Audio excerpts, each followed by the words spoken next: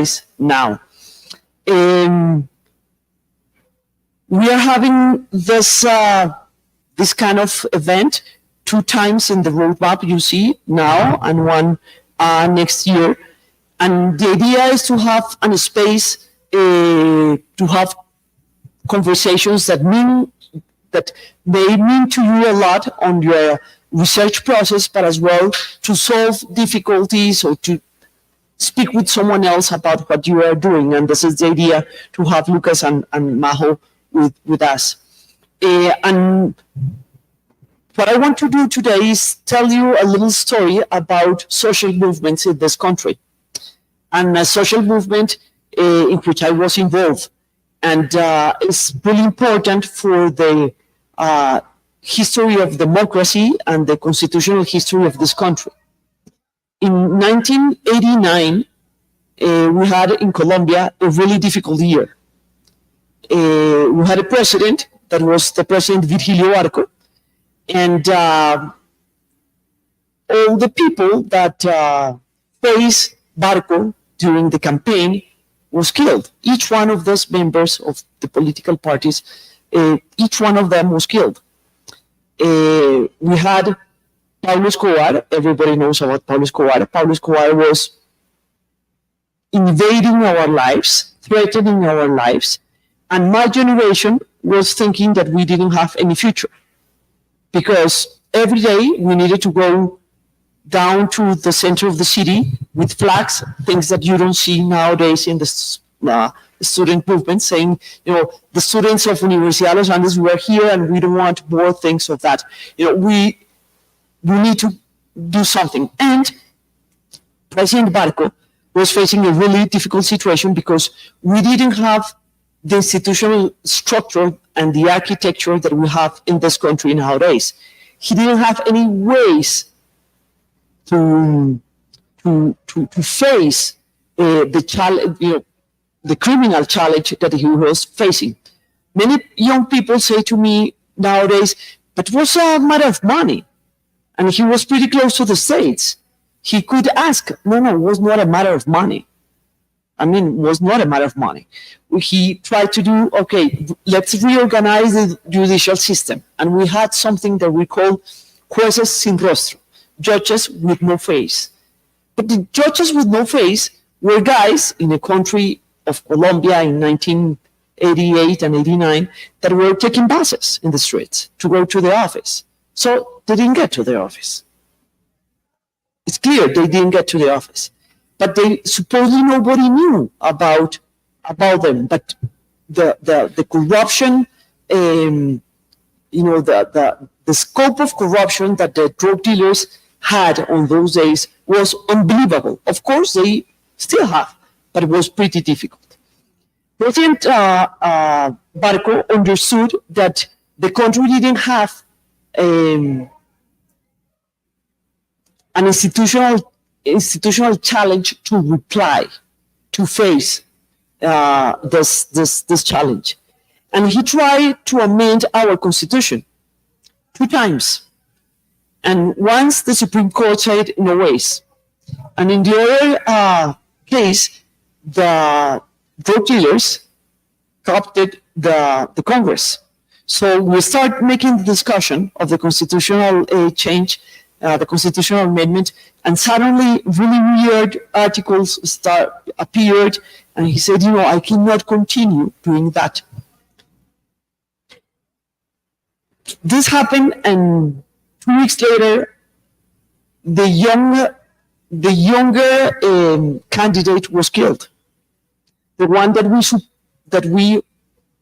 most of the young people thought that will be the next president and will help us moving the things.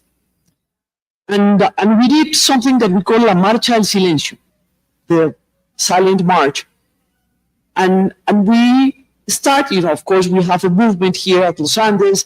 There was a movement of students at El Externado, another movement in El Rosario, another one in La Javeriana, another one in La Nacional.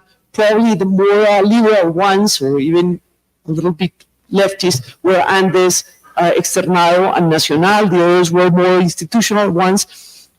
and we were fighting each other all the time, and trying to have things, and we were marching with our flags, and you can see there are a lot of pictures and a lot of videos of these times.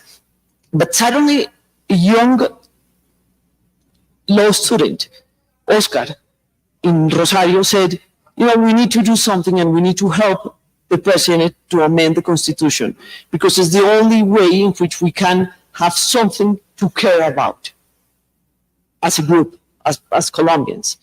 And he started that. He was there, he looked for us, and we made a bigger movement that was called Séptima Papeleta Movement. Why Séptima Papeleta Movement? Because we had elections, and in the elections we needed to deliver 6 little papers. We didn't have the system that we have nowadays. So we called papeletas, the little paper. And we decided to include a 7th one.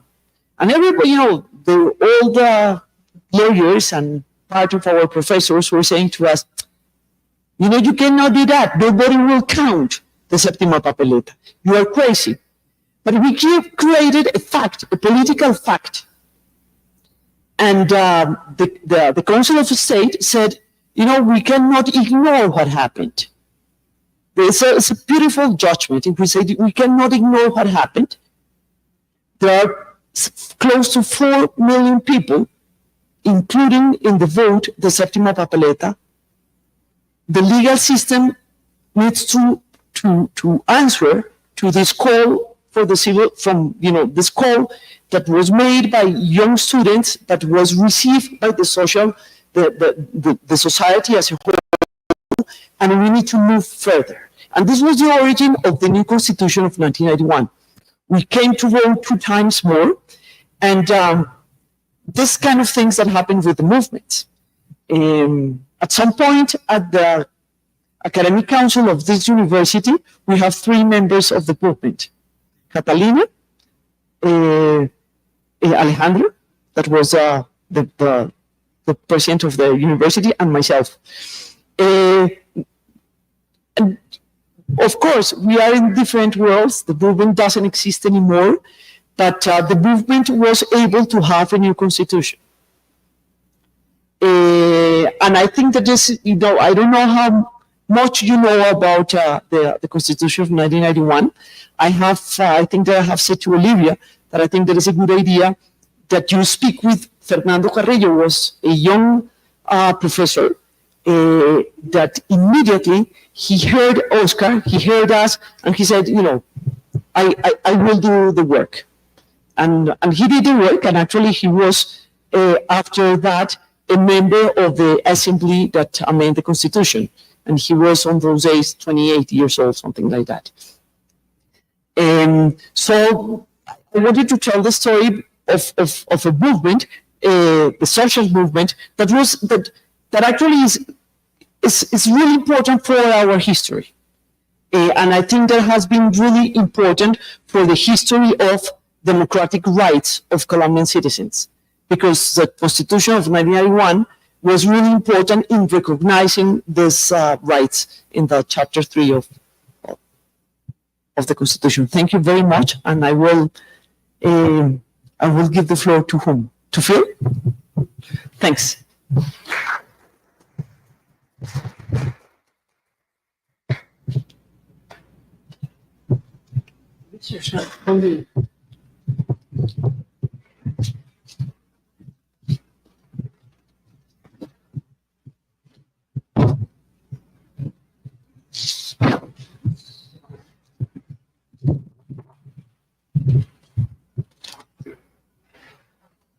Okay. So I'm Phil Oxhorn. I'm the co-convener for the hub. And I just want to echo some of the things that Paca said about the program. To be honest, somebody asked me actually yesterday by email if I knew of any other programs like this. I said, no, this is a one of its kind in terms of the themes, in terms of its size. and it's stretched. I mean, it's literally something that is global in a meaningful sense. And I think what this has in terms of potential is very simple. It's a potential source of innovation, new ways of thinking. I mean, if you think about it, a lot of work in the last 15 years or so at Harvard and it's been about where does innovation come from? And what they concluded overwhelmingly is that it comes when you start talking to people who you don't normally speak to. And the best evidence of that is libraries, modern libraries. I'm date myself, but we used to not be allowed to eat in libraries. We used to not be allowed to stay all night in libraries. But now it's the opposite. Libraries have become a place to live and to work. Why? Because it's a place where people can speak who wouldn't otherwise have the opportunity to speak. And when you speak to other people in other contexts, new questions pop into your mind, new problems, new solutions come into your mind. And so when I think about this program, I think what its real potential is to kind of turn things on its head in terms of how we think about the world. People from so many different disciplines, so many cultural, political backgrounds, this is a ripe experiment for just coming up with new ways of thinking. And in fact, what I'm going to talk about in my talk, which is, I'm just kind of segueing into that, is about new ways of thinking about our problems.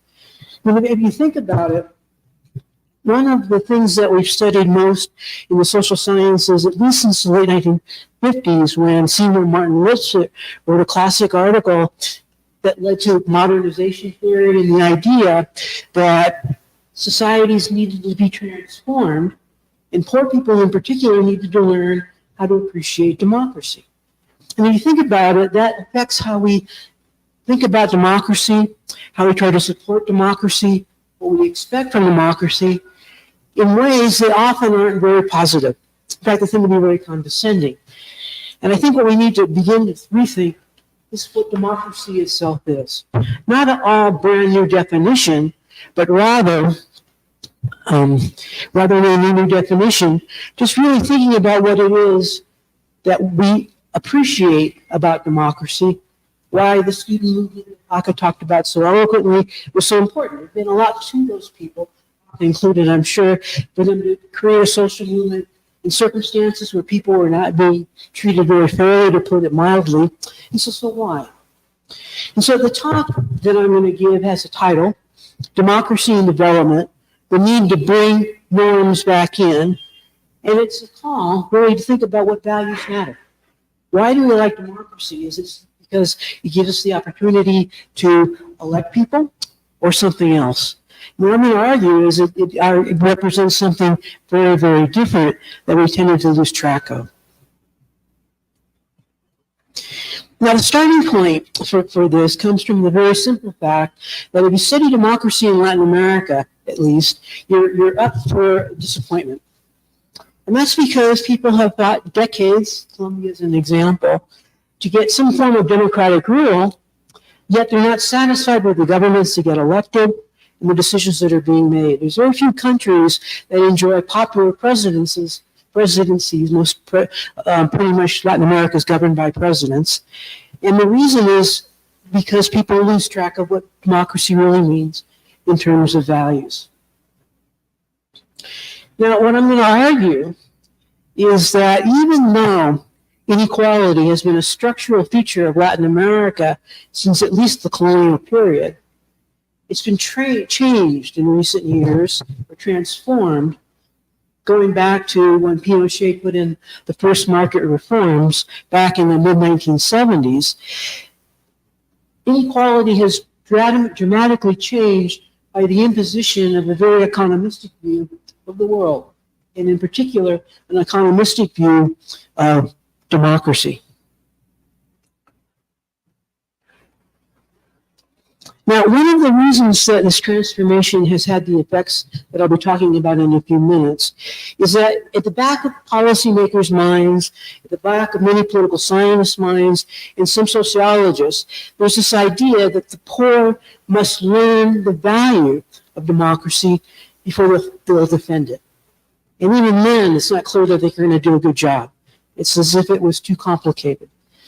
I think the classic example of where this is coming from is Joseph Schumpeter, the German economist, who argued that people could not be trusted to vote for more than people to make decisions. In other words, democracy was circumscribed with the idea that citizens were fine when it came to deciding who would make decisions for them, but they couldn't do anything in terms of making the decisions for themselves. Now, it's important to emphasize, too, because I'll come back to this in a bit, even though Joseph Schumpeter's definition of democracy, which is that people vote for the people who will lead them, is the standard one, it's not necessarily the only one that was competing back in the 1940s and 1950s when these things started percolating. And the opposite one was not Schumpeter, but in fact it was Seymour Martin Lipset, who also talked about modernization theory, who talked about the way that societies maybe need to evolve in order to become democratic. And the difference between what Seymour Martin Lipset wrote and then what Schumpeter represented and where we are today is that, to his credit, Seymour Martin Lipset recognized something very, very important. And what he recognized is that none of this is predetermined. In fact, if you read his earlier work where he's laid out what would become modernization theory, it was all speculative. This is what's happened. Countries have become more democratic as they've developed modernization theory, but we don't know why. We don't know the causal arrows. We can speculate, and then read even the first article that he wrote in 1959 that laid out these arguments. It's actually quite sophisticated, even though the topic itself is rather simplistic and has been made even more simplistic over the years. And so what I'm also emphasizing too is that we need to rethink about how we think about democracy in order to recognize not only its value, why it is an end in itself, but actually to achieve it in a meaningful way.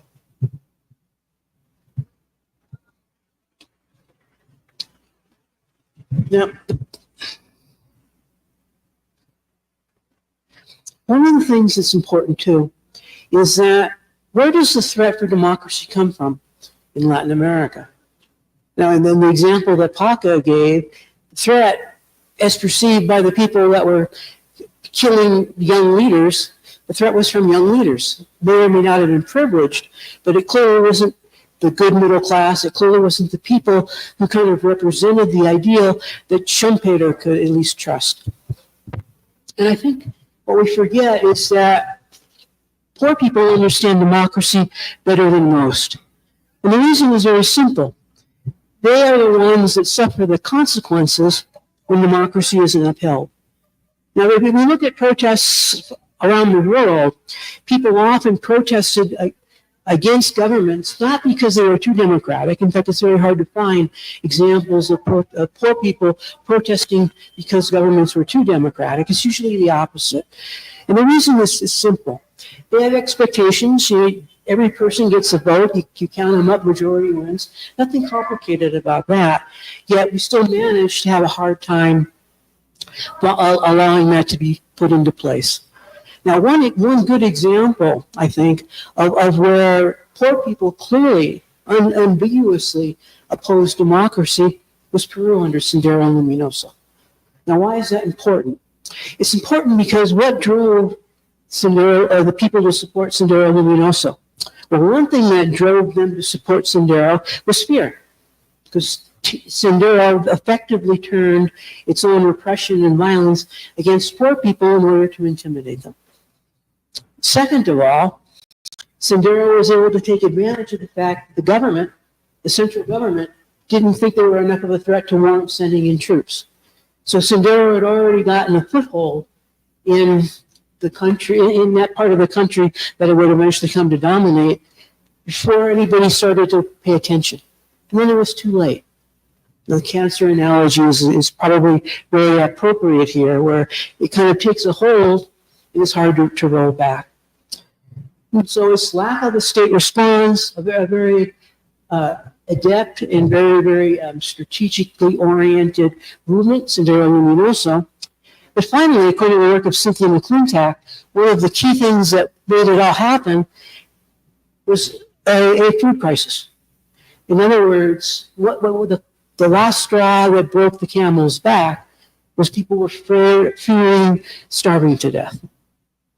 And so they really literally had nothing to lose.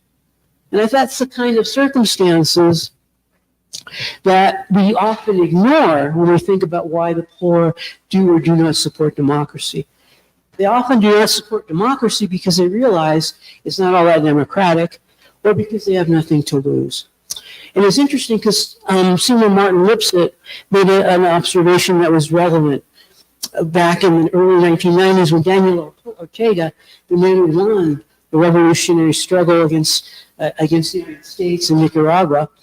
What Seymour Martin Lipset did is he said, look, I don't know Latin America, but I do know elections. And I know why Ortega lost, because he actually lost the elections in the early 1990s.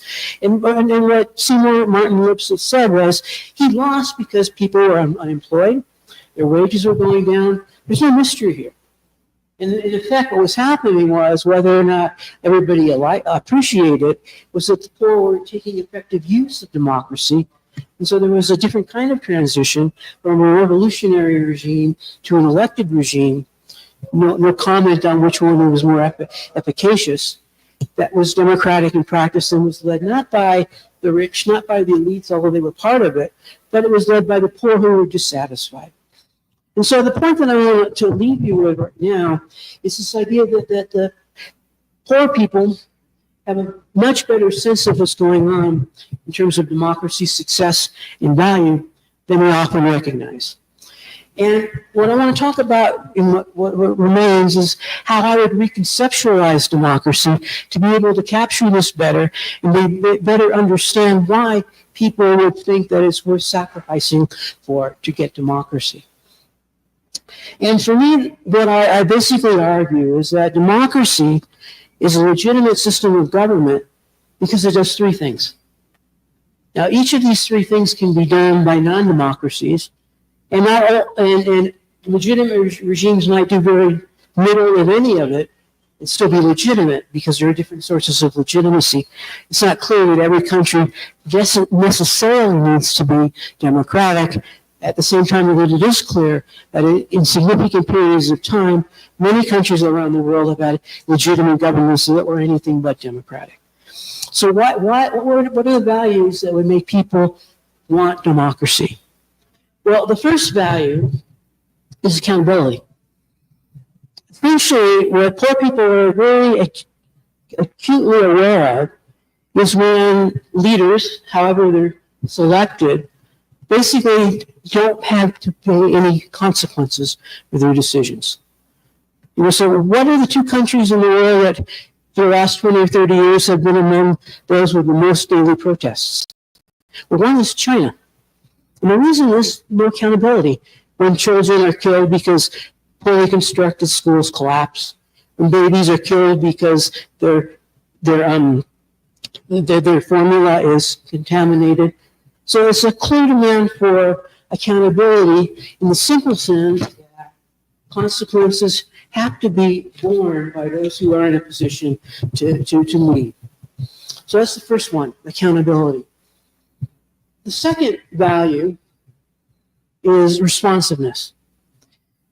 Democracies are unique, I think, in the sense that elected leaders or democratically selected leaders, better put, need to be seen to respond to their constituencies. In other words, there's a link between governments. Priorities aren't set by some ideology. Priorities aren't set by some religion. Priorities aren't determined by nationalism, but rather they're determined by what constituents want and what constituents expect. And it's the idea that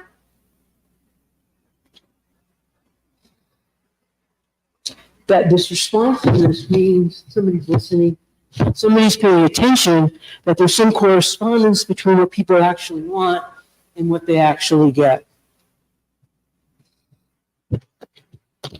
And finally, the last value is participation, active citizen participation.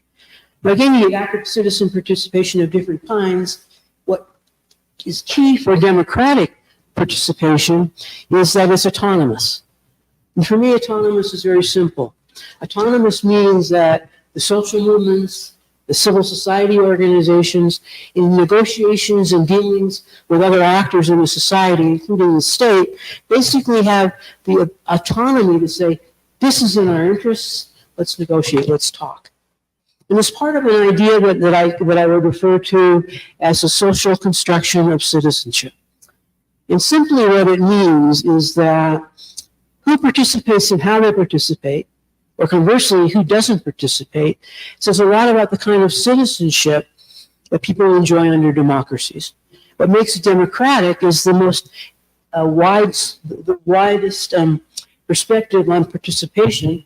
This is why, for example, minority groups, women groups, all sorts of different segments of society often struggle to be able to be heard and listened to, because they realize that if they're not at the negotiating tables, they're going to be excluded. And probably the one major exception to a lot of the things I have in mind that I'm talking about today is Indigenous people. Because Indigenous people are one of the few people, groups of people, who are obviously disadvantaged, but have made important inroads in terms of their own empowerment and in terms of their own ability to struggle for, as part of the social construction of citizenship.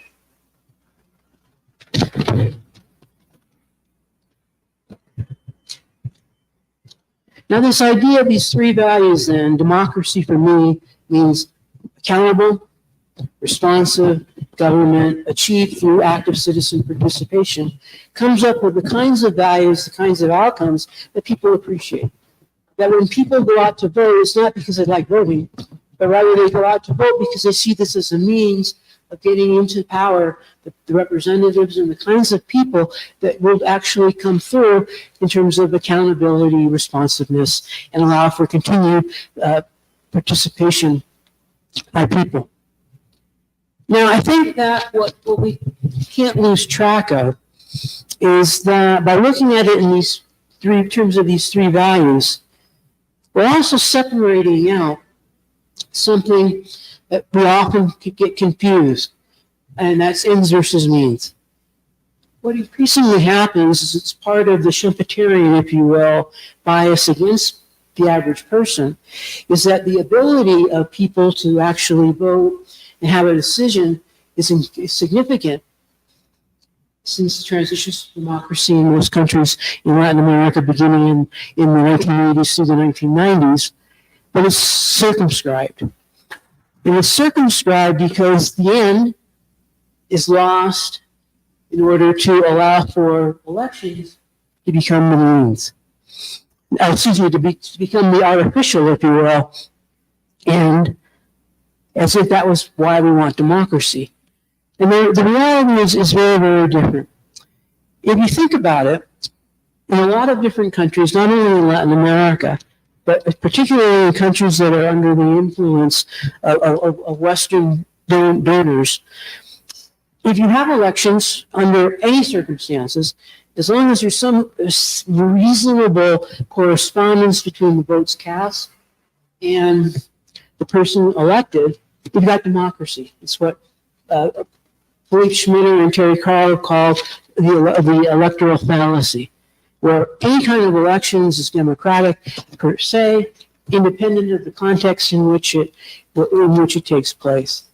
Now, in Latin America, what this often means is that the elections are relatively free and fair, but what happens after the elections? There's very little actual accountability, very little responsiveness, but instead, elected leaders are allowed to rule almost carte blanche. It's what Guillermo O'Donnell referred to as delegated democracy. So it doesn't give you a responsive government, it certainly isn't an accountable government, and the scope for citizen participation is something that has to be fought over almost on a daily basis. And what this reflects, I think, is the way in which state-society relationships in general have been transformed by neoliberalism. Now, as most people know, neoliberalism is some kind of market-oriented development system which has become the norm pretty much increasingly since the mid-1970s, when General Augusto Pinochet implemented under the Chicago School, implemented free trade and a variety of other policies designed to remove the state from the economy and dramatically transform, particularly since he was a dictator, dramatically transform state-society relations. Now, I think what I want to emphasize. What I want to emphasize is what this means politically. Now, a lot of people call anything they don't like neoliberalism, in part because the impact of these market-oriented policies has been so great. And it's an easy bogeyman to point to. You don't know who to blame this thing called neoliberalism. And so I kind of reject that phrase in favor of something else called neopluralism, referring to the political relationships of pluralism as opposed to liberalism in a way that those have become distorted. That's the neo by market-oriented policies. Essentially, what's happened is that markets of votes has become basically the equivalent, in democratic terms, of elections. In other words, people each have their one person, one vote. They cast their ballot for whatever they want under reasonably meaningful situations, to the point where even progressive candidates can win in free and fair elections that take place. And that's important. So that's one of the key differences that makes it important to talk about neo-pluralism as opposed to neoliberalism, is this idea that elections count, that elections have a significant meaning, and in fact, progressive forces are even able to win. And that's good because it always means there's a possibility that the situation can be changed peacefully. That's the democratic kind of revolution.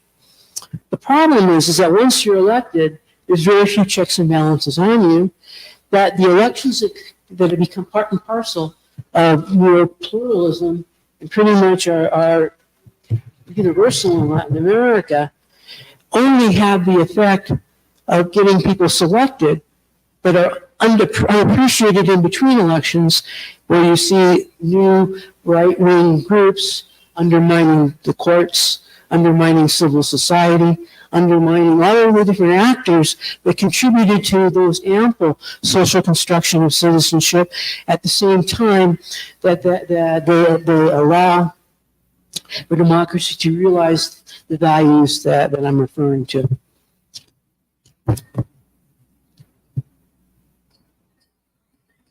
And I think that ultimately what happens is that democracy plus liberal economic policies creates a bit of a paradox and a very difficult nut to crack.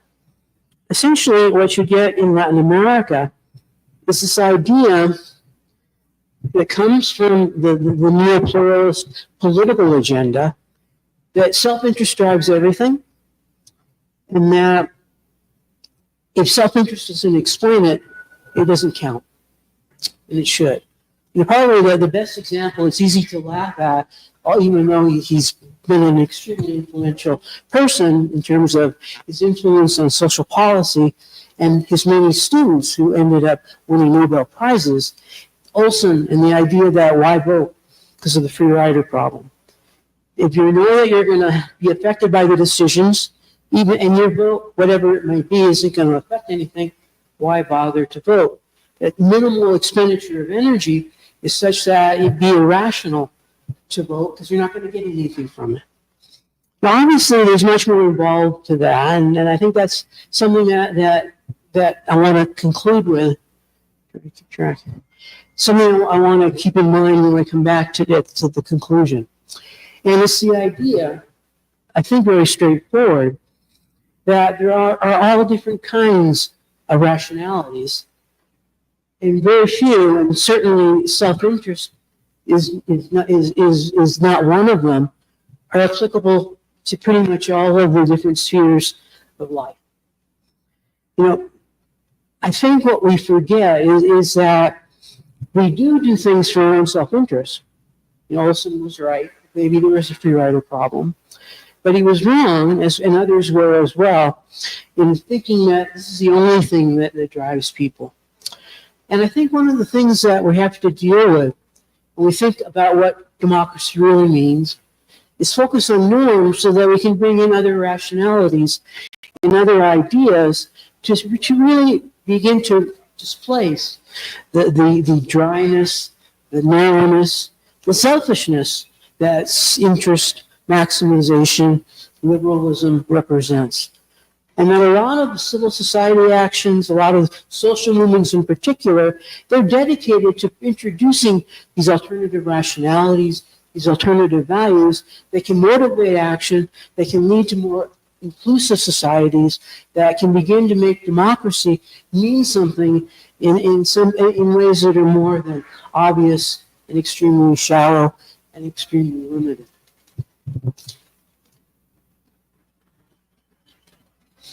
Now, the problem that is most acute in pretty much all of Latin America, but not only Latin America, is that this is kind of bizarre, because no one would have predicted it 20 years ago when Pinochet was implementing 50 years ago, when Pinochet was implementing the first liberal market-oriented policies. No one would have predicted this would come about. Democracy is valued, at least as long as there's elections, but something else is happening. And what's happening is that, in a very serious way, citizenship rights are no longer universal, at least in effect. What do I mean by that? In most countries, increasingly, and Mexico is probably one of the most important examples of that, what has happened is that your basic rights, civil rights, social rights, various other rights that we assume are universal in democracies are dependent in Latin America, but not only in Latin America, on an individual's economic resources. Now, what does that mean? It means that education in the past was a powerful mechanism for social mobility. As people would send their children to school, they would learn to read and write, they would get better jobs than their parents, and it's a general ascension up the social ladder that was quite real in the sense that through the 1960s, various sources of UN data suggest that it was one of the key reasons why there was a real social mobility affecting about a third of the whole population.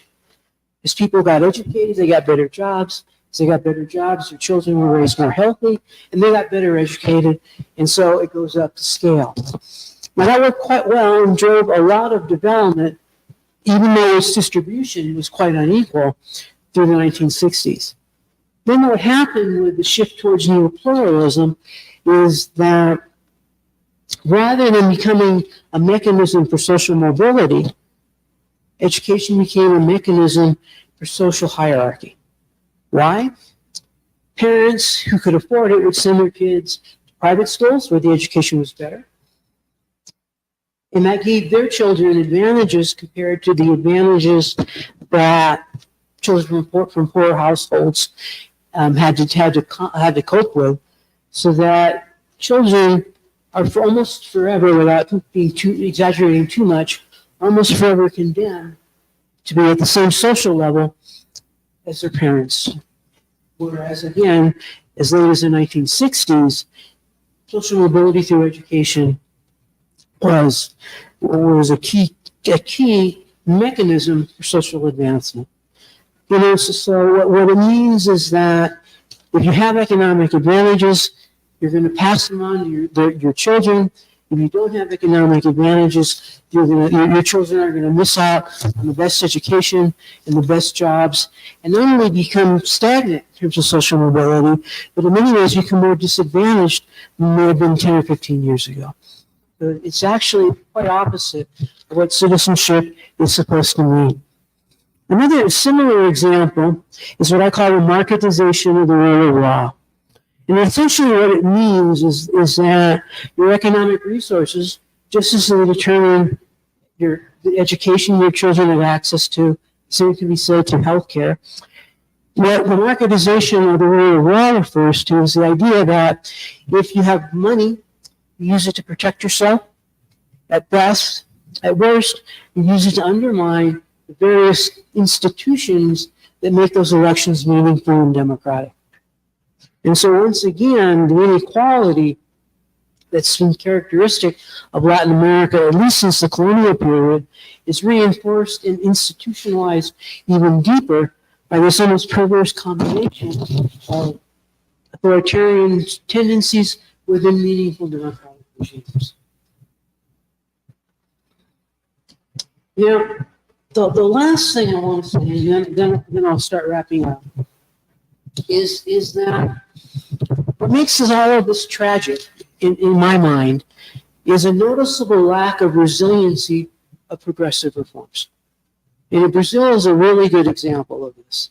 Well, I guess we're going to hear about it later, but I'm going to still use the example. As I'm sure most of you know, the Workers' Party, a real leftist party, governed is a democracy. Brazil from 2006 for almost a dozen years.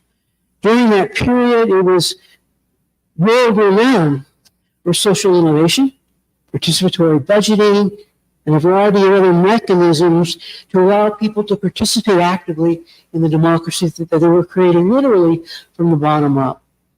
What these reforms did was they had a very large impact on people in a direct way. So, for example, people went out to participate so that for the first time they can determine where hospitals and roads were built to ensure that they're actually built where people would use them. Similarly, through targeted assistance where people were targeted for state policies in terms of social welfare on the assumption that eventually they'll get a job and they'll be weaned off of state assistance, still had a huge effect on society. With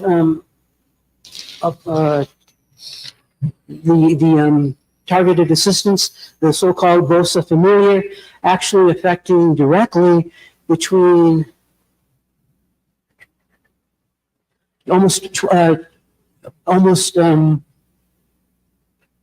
can't remember Henry. Yeah, affecting 25% of the population and directly aiding reducing poverty by almost 20%. So these are policies that not only made a difference to people, many of them, not necessarily targeted assistance, having a big component of participation. To explain that, these policies become models for other countries, not only in Latin America, but in Europe and North America as well. And so, what's wrong with that? Well, what's wrong with that is it underscores in a very graphic way how neopluralism has shadowed out the promise of economic growth.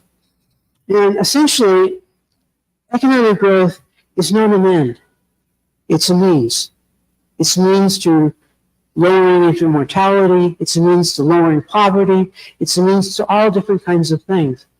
But in Latin America, that means doesn't get translated into a real impact on people in terms of structural inequality. And that's because the state has lost the little redistributive capacity it enjoyed.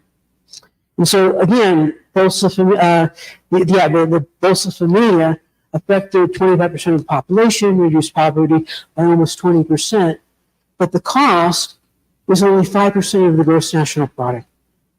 In other words, the income share and the level of poverty among the average Brazilian was so severe that significant numbers of them are living a better life, noticeably, but there's still no change in terms of distribution, because 5% of the GNP is not going to do much of anything.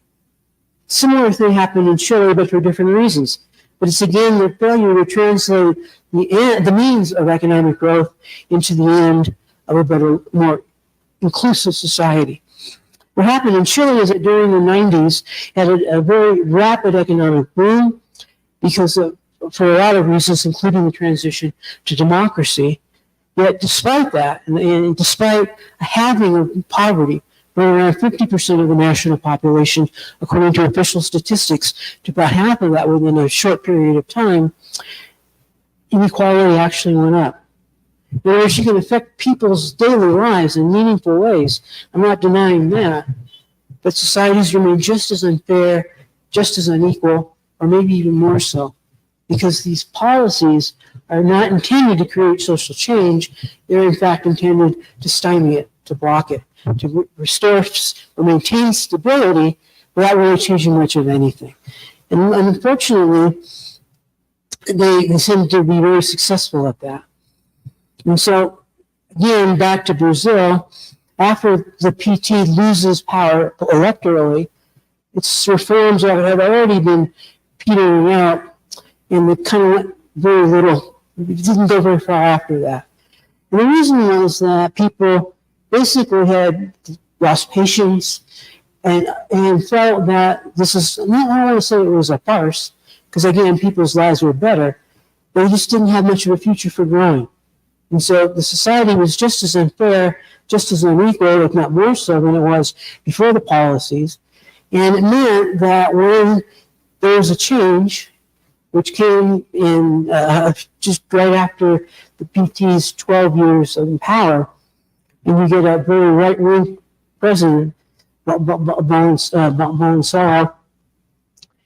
without any break. In other words, whatever these reforms did to improve people's lives and potentially raise their consciousness didn't go very far, because in a very short period of time, Bolsonaro, who is one of the more extreme right-wing people, a lot of affinities with Donald Trump's worst aspects, is able to win the presidency.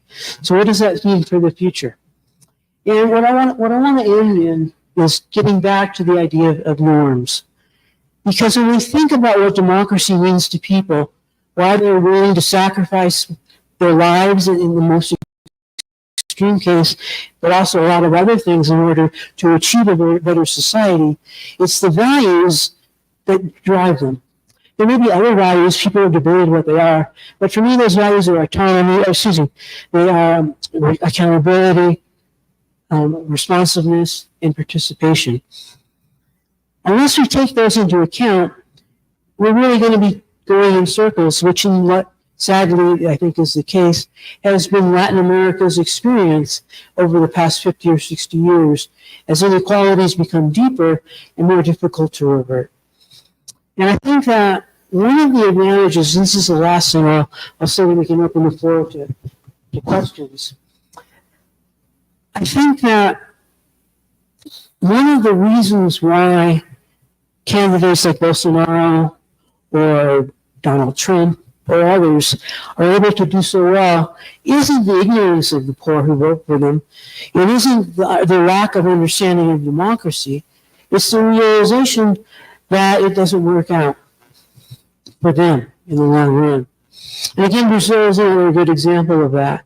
Because while the PT was still in power, Brazil was racked by the largest mobilizations since the transition to democracy, as often middle-class people demanded a fairer society, a more just society.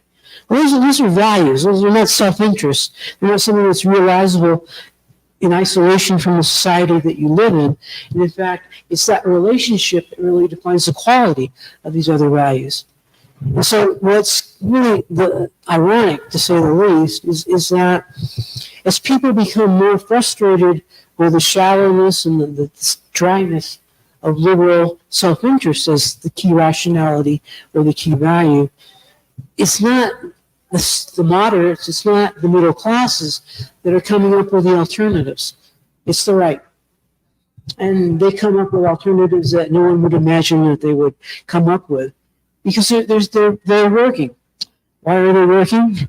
Because the alternatives, and this is something that poor people understand very well, are in many ways increasingly stark. So when we think about what democracy is, we need to think about the values it represents, how those values do or do not compete with other competing values, how those values make democracy the kind of end that I think most of us would agree we want it to be. Because that's what's been missing most in Latin America.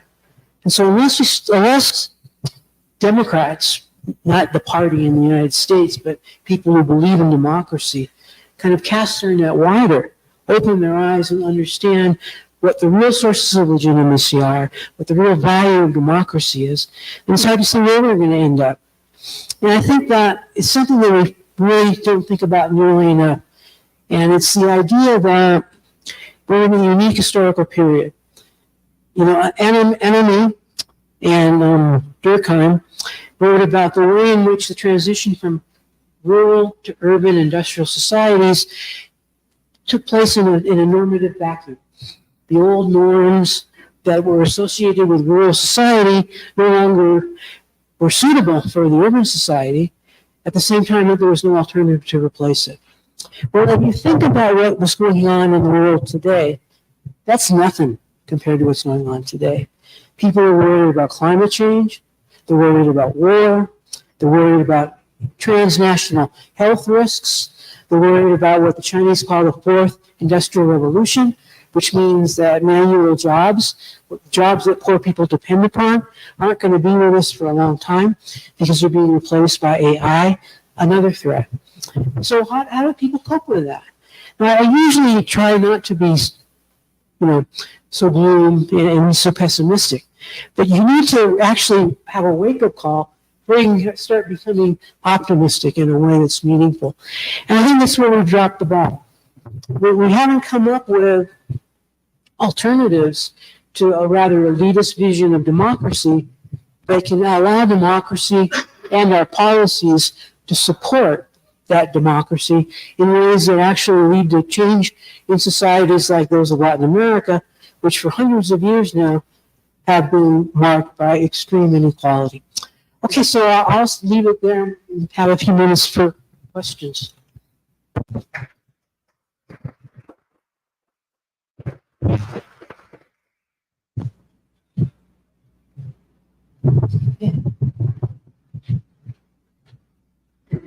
Well, I have a problem from the only thing that I think that is important in the case of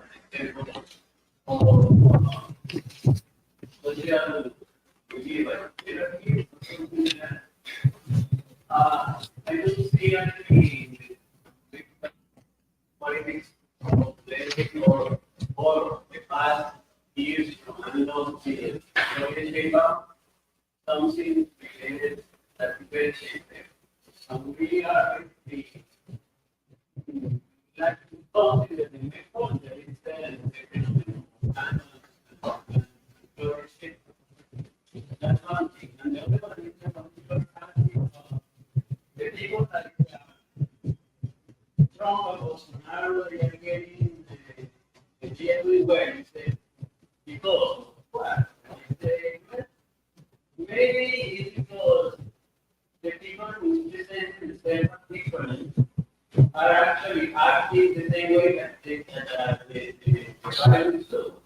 So the people who did it borders are basically saying, okay, I expect to be somebody that is over the devices, that somebody that is over the devices, that is going to be paid in the States. So the Republicans even are interested in doing more democracy inside the party than the Democrats. The Democrats have an advantage. They did the very simple process of the primary. And these guys, the ones that are actually democratic, they should do this. All that is confusing to the people and probably that's started feeling them about I think that is all true. So what we're talking about is believing things that people believe arguing because of the corrupt nature of politicians, arguing that these candidates that tend you on the right are actually outsiders. So yeah, I think that you're right. Unfortunately, I couldn't find the question.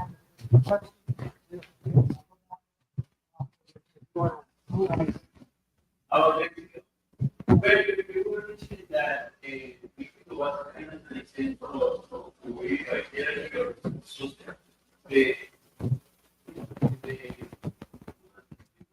Oh,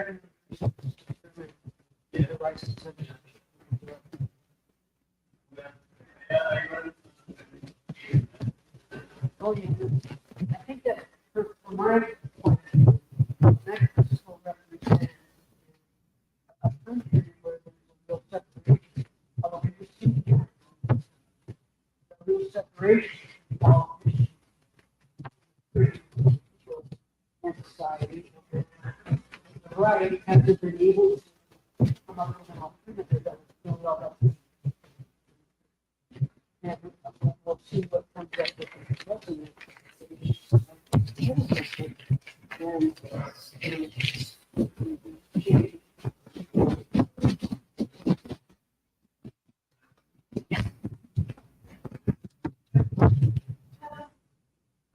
One of the things we talk about finding democracy that talks about it means accountability, responsiveness, and participation. And I was just thinking in context of most African countries and Nigeria, that is it right then to say that the liberal branch of democracy that we practice in Nigeria? Because people lie, so perhaps they want to hear the question. Okay, thank you. So what I said is that you said that democracy for you is talking about means accountability, responsiveness, and participation. Then my question is it then right to say that the liberal variant of democracy we practice in Africa and many other African countries is perhaps not the one that the grafters of democracy give us? Because when we look at the liberal democracy that we practice, it talks about the rule of law, the constitution, popular participation, and freedom. And all these things are basically absent. Even according to your definition, the issue of accountability. What happens after election? Even most of the elections, how do they get there? And is there accountability? Are they responsive to the people? And many people actually there who are the ones who elect the leaders. And so if all these things are missing, are there alternatives? Because I'm really not just thinking is really democracy from the perspective of where I'm coming from, really the best form of government for us. Because there's so many things lacking. People's participation is lacking. Where's the freedom? Where's the responsiveness? Why should people be suffering in the midst of plenty in a democratic setting? And for me, there's the right gap. There's no connection between democracy and development. Because if there's really democracy, why are we not developing? So I'm just wondering, are there alternatives? Or can we begin to think of other alternatives? Maybe before colonialism, maybe there were other forms of governance. Well, of course there were. Could it be an alternative to the democracy we are practicing now? That's my question. Thank you.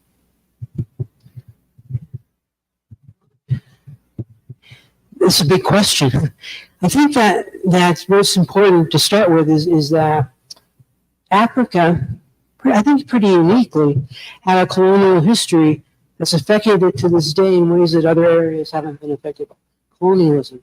They've been affected negatively, but the effects have been somewhat different in terms of the artificiality of boundaries, in terms of the legacies, in terms of power distribution. Obviously, race in Africa is very, very different than it would be in Latin America, simply because of the size of the different populations and their relationship to the colonial heritage, which is in some ways more similar to indigenous peoples in Latin America. I think what's also important too is that, you know, until recently I'm a political sociologist focused on structure. But I think that Africa, more than other regions, and I don't know why, it could just be chance. Individuals really matter. And so the kind of leaders that Africa has been getting hasn't done them any favors in general. And obviously Mandela was Mandela. And there have been others too. It's not to say that there's a shortage of leaders. But what happens is that the ones that are best known outside of Africa are the ones that are not known for the best reasons. And so what we see are the internal strife that causes, which makes it more difficult to deal with other factors, like the fact that Africa, in terms of socioeconomic terms, is one of the poorest regions in the world. And I'm not going to even pretend to know why that happened, although I'm sure that colonialism played a big role in that. So it's something that I think it's useful to approach the problem, however different it is, from a similar lens, which for me it's society relationships and who does or doesn't participate. Because that social construction, whether it's rich or poor, is going to take place, period. That's why it matters who's part of it and who's not. And I think that people like Mandela are who they are because they understand the importance of coexistence in a positive way. And it's the inability or unwillingness of other leaders to play that same role that often comes back to haunt different countries, whether they're African, Asian, or Latin American. Yeah.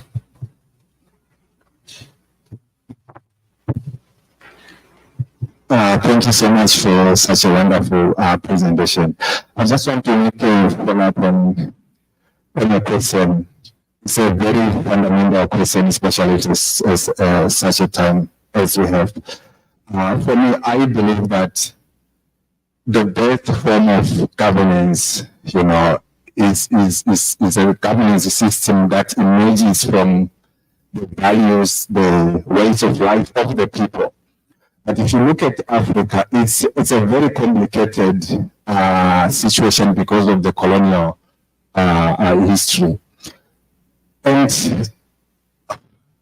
And one of the things that is making it even more complicated is that I believe that even some of the countries that are seemingly promoting democracy in Africa, they are actually undermining democracy. And when you look at issues of democracy, the rule of law in the African context, from where I see it, these are concepts that can actually be used to protect certain interests. Against the interests of the people. I'll give you an example. In Zimbabwe, we went through the land reform program following disagreements between Zimbabwe and Britain. And if you look at one of the, I acknowledge that the land reform program was done in a way that was chaotic, in a way that was not consistent with the law and all that. But you can see a sense in which the law is actually used to protect certain interests. So when you talk about the rule of law, for example, you would say the land reform program violated the rule of law. It violated property rights. But then you begin to ask, whose rights, whose property rights are we talking about?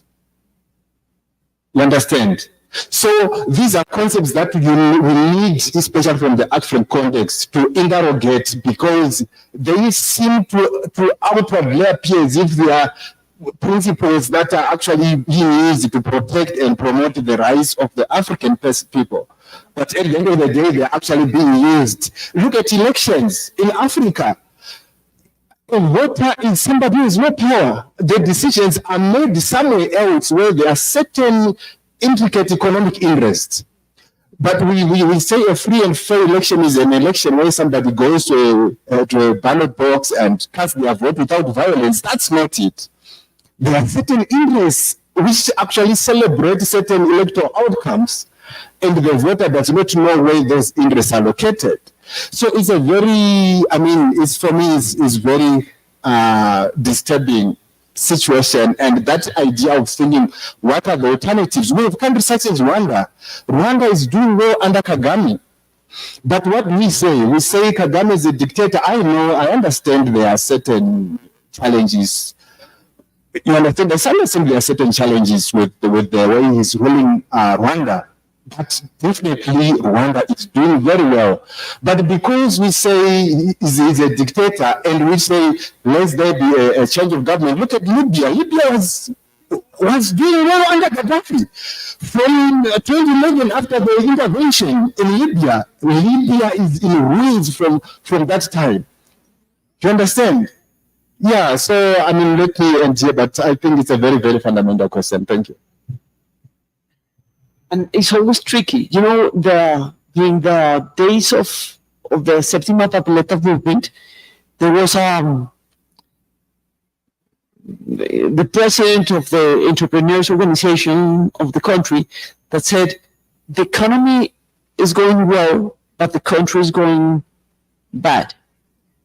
And I do remember on those days that we were saying, happens the same in Libya. It's happening, you know, it's if the economy is going well, you can do a lot of efforts to look for closing the equality gap if you have someone making the correct decisions. If there is no check and balance, and you know, and you don't have the rest of the institutionality, you know, and look what's going on, for instance, in El Salvador nowadays. You know, there are a lot of discussions about it.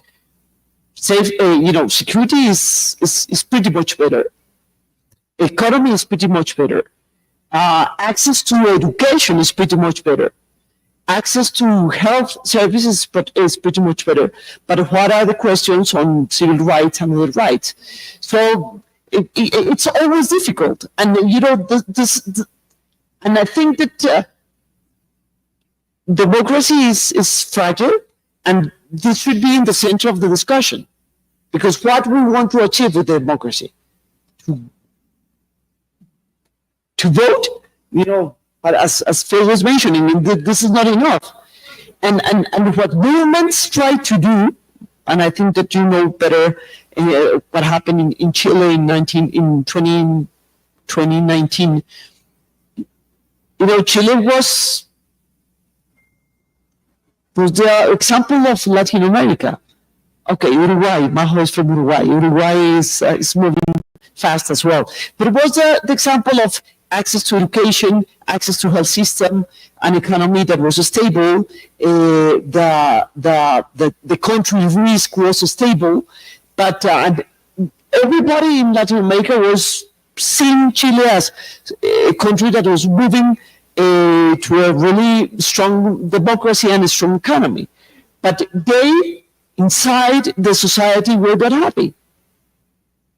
So it's always, there is like a, you know, depends on the perspective, depending of from where you are seeing what's going on in addition. And it will never be easy. I think so. So. Okay. But for me, I think a basic standard of living, I think the barest minimum for anybody within a democratic system, that's what I was talking about, seems to be a wide gap between democracy and development in the African countries. Because even access to education, health, employment, security is like a right vein for the common man. And I was talking about the poor. The poor people seem to be the one who feels, and they are the ones who are being deprived. And so what then is democracy for a person who cannot afford to eat even once a day? For somebody who doesn't have access to education and lacks security, because the people at the end of that fear don't even know what you're going through. They don't know that you have removed subsidy because they don't buy energy. And they don't buy food. They enjoy all these things without having to pay. But the common man is there. And we are saying we're in democracy. Why are we seeing some African countries celebrating military interventions? There is a book, I don't know if it's in English, El Granés, in which the writer, there is an excellent, I think there's an excellent book, I will look for it in English, basically said that all these reflections that you are doing, that you are offering to us right now, are, all the democracy reflections arrive when the basic rights are already satisfied. That is pretty difficult, and I'm not, I don't agree with him, but I see the point. How you can ask to half of the country to care about democracy when they don't have 3 meals per day. This is basically what he's saying. And in history, he's talking about the history of Latin America. This is why you have in the Rubén Darío and all the Romantic movement, a lot of intellectuals wrote offering an idea of, the dictatorship makes some sense in this moment. This is something that these guys during this period of the history were saying on those days. Saying if we have that, probably we will close it up and then we will be able to talk about different things. I don't agree with the point of view, but I think that is a really interesting point of view. Sorry, Ma. I'm missing my advisor since we started, because John Markov would be very happy to be here speaking with you today.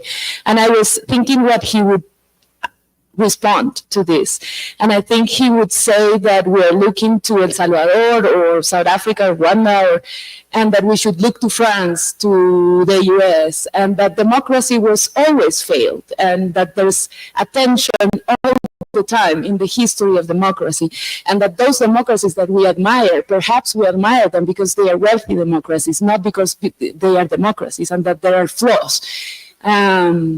His book, Waves of Democracy, is very interesting, but that's an old book. He's written many, now he's retired, but he's very active. And he's writing these articles that are about the meaning of democracy and the history of democracy that are very, very interesting to think that this was always an imperfect project, but that's perhaps better than others. And regarding hunger and poverty, I think Amartya Sen has the answer. And what he says is that people die less of hunger in democracies, and that's meaningful. That's a good indicator. So if we can have that, perhaps we should choose democracy because people die less of hunger. I thought the issue is like an optimistic point of view. If we see the indicators of the countries with a stronger democracy, at least the gap is closer. The gap is not as big as in other countries. It's awful. And you may say, Rocio, that this is because after Pinochet, because he made the decisions, and I'm not saying that you say that. Someone in Chile can say to us, yeah, but because Pinochet prepared the field to have that. And a lot of people over there say something like that. But didn't happen in Uruguay or Argentina after the dictatorships. So it's not simple. And what happened in one country doesn't happen in the other one. Yeah, but it's important to keep in mind the alternatives too, because what Cicero government has done so good. I mean, every couple of generations at best, they tend to peter out outside of Western Europe, and I think there are reasons for that. But I don't think it's because people won't support it. I think it's because people lose hope in it, or because the alternatives emerge that seem more promising, especially given the fact that they don't have 3 meals a day. And I think that what we need to ask ourselves is that if we throw democracy out, what are we going to replace it with? That's part of the problem too. It could very well be, and people have made this point before, that it's the lesser of two evils, that it's a known problem, that it has advantages that are marginal or not really very positive, very persuasive. And I think part of the problem is that when people lose hope, it's like in Peru, they're on the verge of dying of starvation, then it's hard to say what people will do, they'll turn to.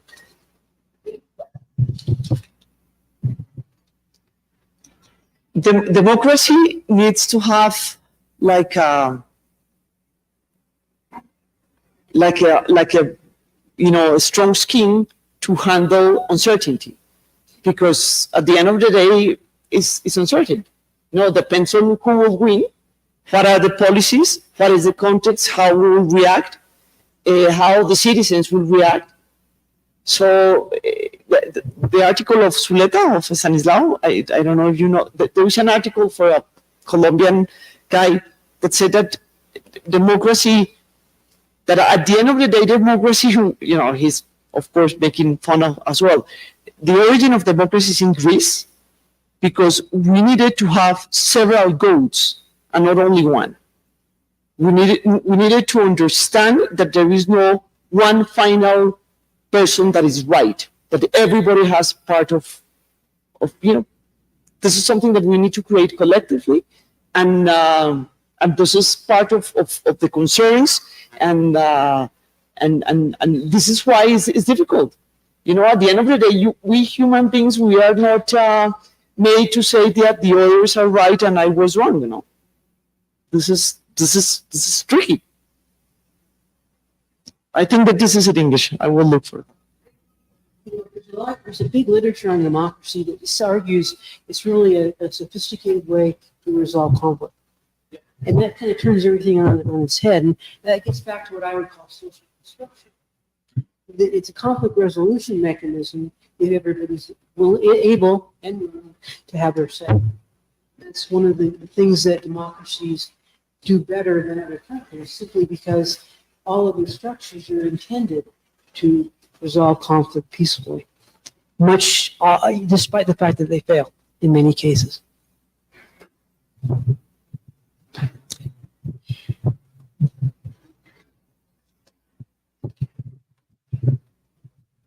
Well, I want to say that the problem of democracy in Latin America and Africa and the countries on the third world is coming probably from the interference from the powers, colonial powers, that are presenting themselves as models and giving to our countries those role models of democracy when they are themselves not practicing it inside their countries and not practicing outside the countries, especially misusing the term of democracy, for example, for actions like their forever words that they are applying with the supposedly good purpose of installing democracies.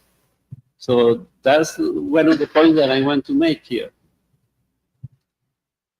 Part of it too is that they want to instill democracy, whatever that may be, for their own domestic reasons. And so elections are a way to relieve pressure for anti-war movements. And so if in Afghanistan, they never had an election. They finally had an election, and everybody rejected it because it was undemocratic. But the colonial powers, if you will, wouldn't accept that. And the elections were held sooner than they should have been held because electoral timelines in the U.S. and Canada. The other thing is Mexico is a very good counterexample to that, because Mexico spent years building up the institutions that they needed to ensure that one person, one vote mattered. And it did. And so whoever wins the election is not central to the point that there were elections that were respected.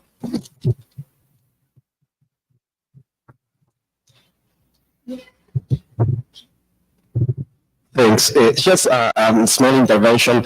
And I think that a key question in this discussion is what are we asking to democracy? Yes, what kind of elements we can demand to the democratic? And I think in Argentina, well, we have like a 40 years of democracy, and we are very proud of this part of our history. But probably in the last years, the support to democracy is falling down, and well, we have now a president very, very controversial. But during the re-democratization process, Alfonsín, the first president after the military coup, said, "Con la democracia se come, se cura y se educa." With democracy, we can treat, we can feed, and we can educate. And this was like a historical phrase, and it's very, very part of our democratic identity. But after 40 years, we have follow, we still have like inflation rates at the clouds. We have higher levels of poverty. We have decentralization. We have a lot of economical problems. We have educational problems. Yes, and well, we are still proud of a democracy, but it's not enough to solve all our problems, right? We need, as you said, some particular values. We need political economy, a solid institution, a clear rule of law. Well, it's possible to still ask to the democracy that solve every single problem of daily life. Well, I think that's a huge question. Book recently mentioning that we are talking about democracy all the time, but sometimes we are referring to politics rather than democracy, and the difference is not clear for anyone. Even we talk about democracy and we ended up talking about politics, and for the person that someone is asking, you care about democracy, of course. The impact of politics will affect the idea about democracy. Also, that technological changes we should be right. The people back in the 50s and 40s, handling democracy was no big deal. But you wouldn't want the average voter, probably all of us included, deciding on regulations for the nuclear industry, looking for solutions to climate change. So there's a sophistication in terms of technology that's made democracy potentially problematic. Absolutely.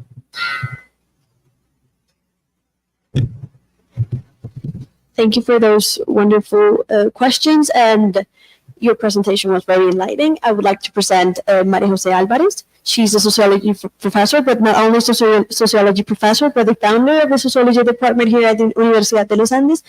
She is concerned and interest in social equality and the perspective on addressing it, combines statistics with qualitative work, placing particular emphasis on networks under segregation. Welcome, Maria Jose, and the floor is yours. Gracias. Yeah, I'm gonna put my minutes here so I don't step over.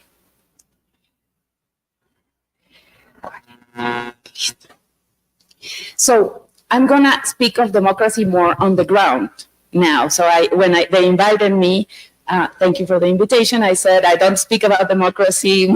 It's as a whole, but about the practice of democracy in different countries in Latin America.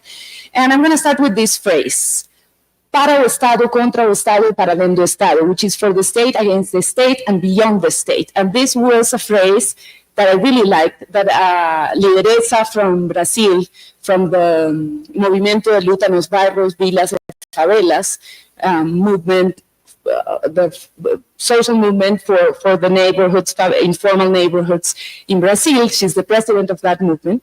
She lives in Belo Horizonte, and she came to Bogota, and this was one of the phrases for an event that we made this year that I really liked. And I'm going to base my presentation on this. So for the state, against the state, and beyond the state. And I'm going to talk to you about different projects that I've been doing, help with this idea. No sé por qué.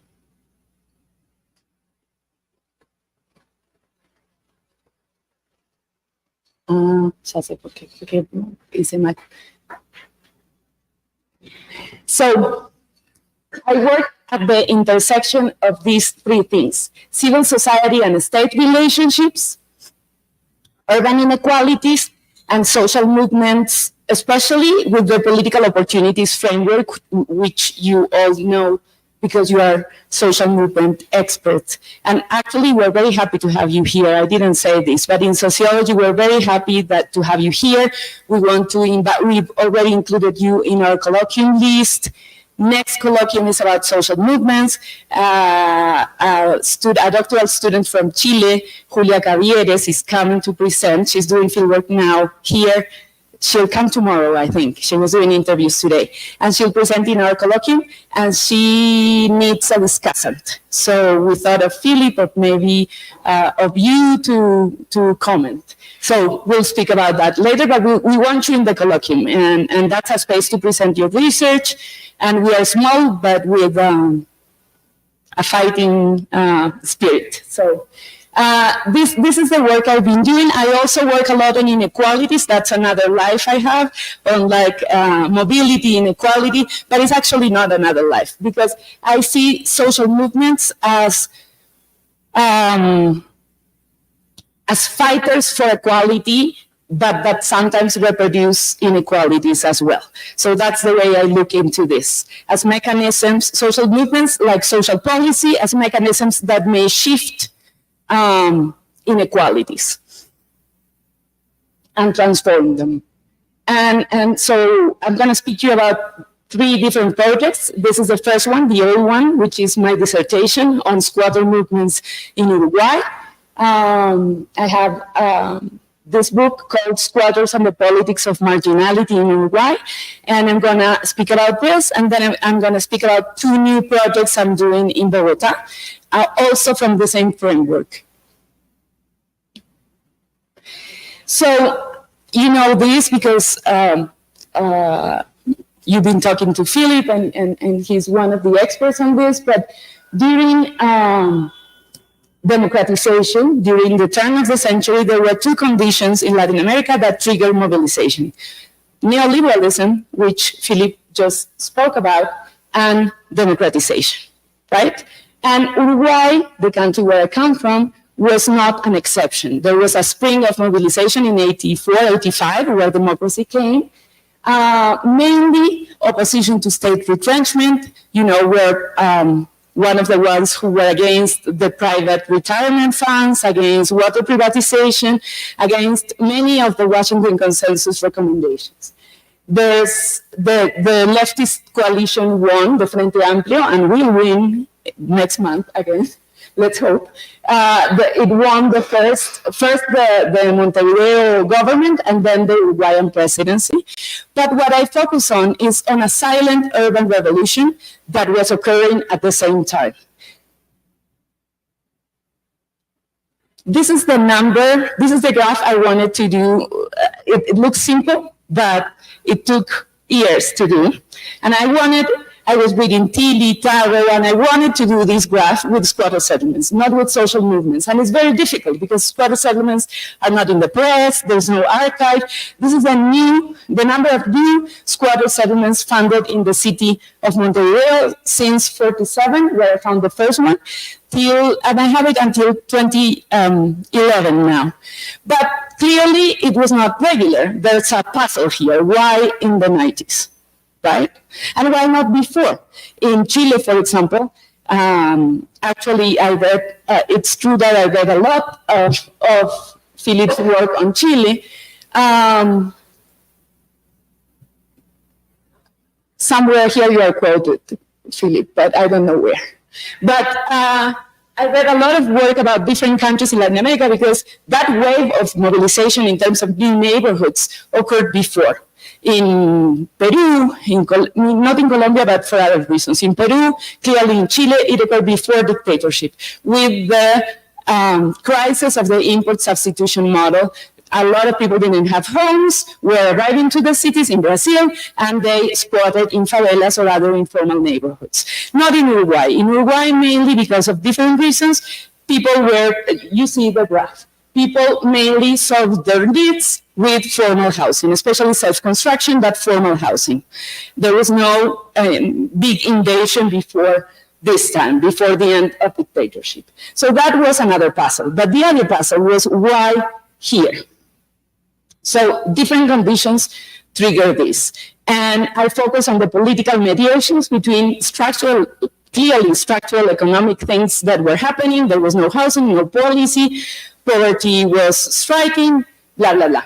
You name it.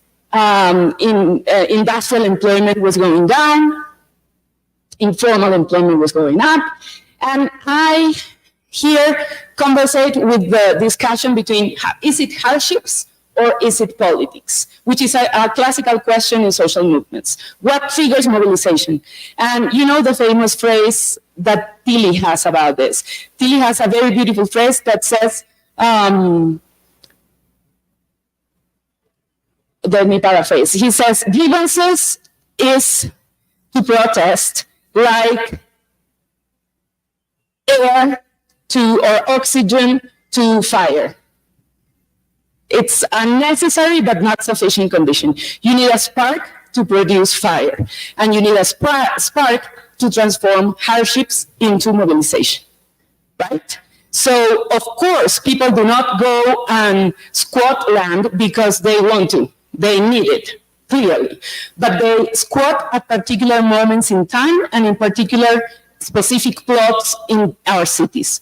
So that's what we need to explain, the timing and sometimes the spatiality of it. I was focused on the timing. So why did squatting, and particularly planned squatting, I'm going to show you what that is, peaked around 1990 and not at other times with similar or worse levels of poverty, unemployment, or housing problems? This was a difficult question at the time because, of course, people in the left were saying, of course, they squat because they need it. And I was like, well, maybe politics is involved. You know, as social scientists, we ask uncomfortable questions all the time, and we have to live in the grace. From a social movement, contentious political perspective, I challenge the assumption that socioeconomic factors such as poverty were the only, I'm not saying that poverty was not a factor, of course. It was a factor. And I examined whether political factors also shaped the cycle of land invasions and studied the mechanisms through which those factors, known as political opportunities in the literature, translated into different types of mobilization. And I'm going to show you the different types. This is a classic land invasion, very in Montevideo, very crowded, very disorganized. I mean, you see this is a different animal than this one, right?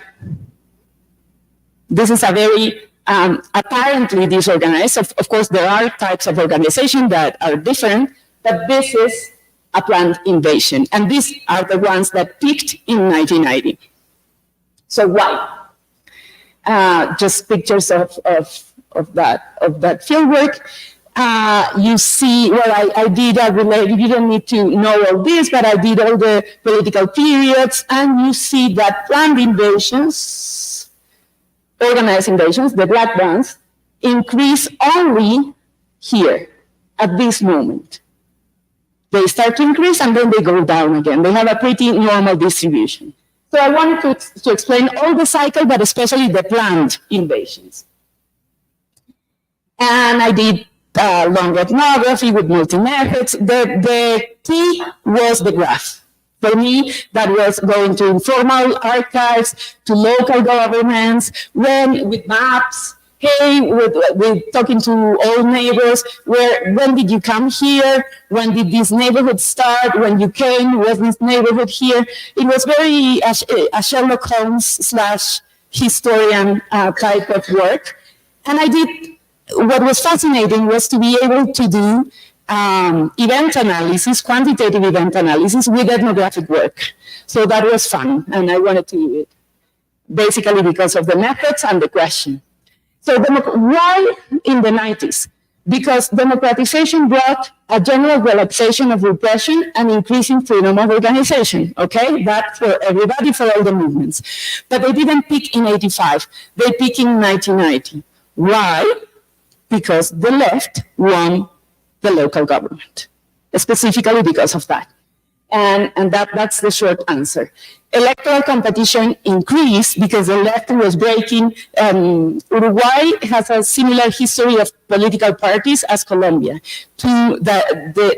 In Collier's book, in Shaping the Political Arena, a classic book in political science, he puts Uruguay and Colombia as comparison cases because they are the only ones that have a bipartisan system that comes from the 19th century. Of course, they've killed each other and many others all the time, but they persist. And the leftist coalition in Uruguay broke that bipartisanship. And it won first the local government in the 1990s. So it's not that the left gave away plots. That happened, but in a small amount. It was more that now the poor were important for democracy. So all political parties wanted to give poor people something, land, information about, I don't know, materials, information about which plot was an abandoned plot or was a public plot that they could squat, and nobody would kick them out. So in a context, of course, of needs, of grievances, increasing economic liberalization, decreasing numbers, as I told you, protected, stable jobs, lack of efficacy of housing and urban policies, but elections were important. Democracy was important to let people or signal to the people that squatting was not going to be penalized. And that's why, that's my explanation, that's why it had a spike.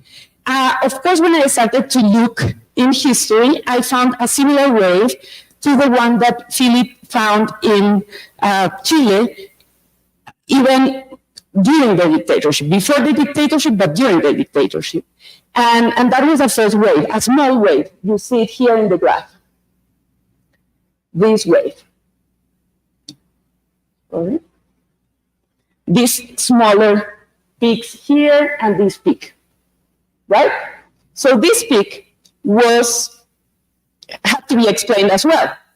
And when I started doing more of a historian work, I started to find that towards the end of dictatorship, there was a story of a very unlikely mobilization. Why did these poor scavengers that live in very precarious shanty towns mobilize at this time? And I found that first there was a sort of a democratic opening, because the democracy was coming 5 years away, but it was coming and you could see it. There was a plebiscite to continue or not the dictatorship, and the no won. So there was a triggering factor. The dictatorship, our dictatorships in the South did in Brazil, in Argentina, in Chile, in Uruguay, did a lot of infrastructural projects. And there were a lot of evictions with the excuse of these, new avenues or whatever. So that was a triggering factor, because people did not want to live where they lived. And there was a special broker also found in Chile, the church, especially the leftist church, disguised as church. And so liberation theology, community-based churches were doing a lot of work in these neighborhoods. And it was these priests and these communities that were brokers with these people, with more rich people that could, help them mobilize. And these parroquias acted as brokers for these people. And this is similar, here you are, Philip. Similar to, and I didn't put it for today, it was there, because this was an old presentation. Similar to other countries in Latin America, Brazil, there's a fabulous historian, Macan, that tells this story. And in Chile, Philip and others wrote about this. So this was more of a historian work. And the wave two was the peak I was talking about, with the leftists breaking the bipartisanship story.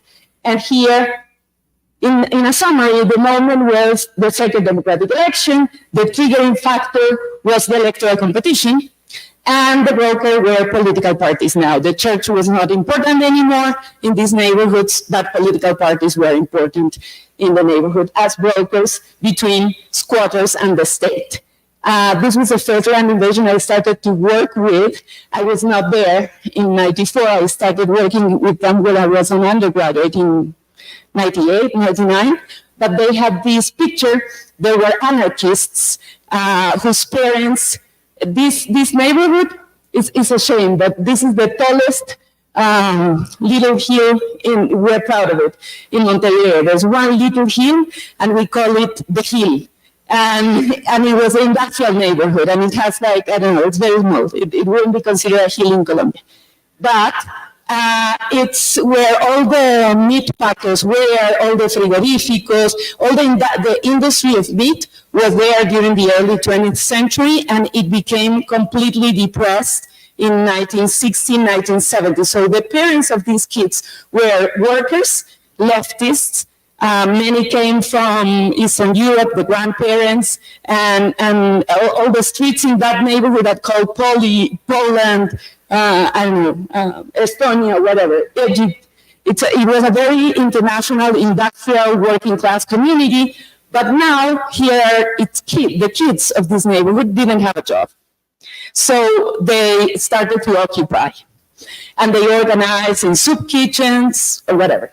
So this is one of the communities. They are old now, and they look older than they actually are because poverty is very hard.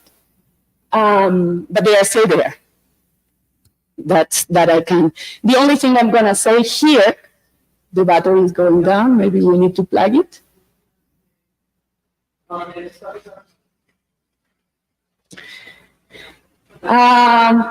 then I'm not going to move on. I'm going to explain this graph because I'm proud of it, because it was through ethnography that I could do the quantitative analysis. And what I found was, so here are real wages. Remember the two theories I was putting into conversation were hardships and political opportunities. So I needed to measure both hardships and political opportunities and control for other things. So as a measure of hardship historically, I couldn't use poverty because poverty was calculated since the 80s in Uruguay.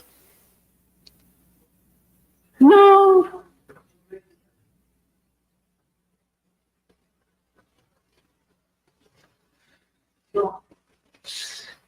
Bueno.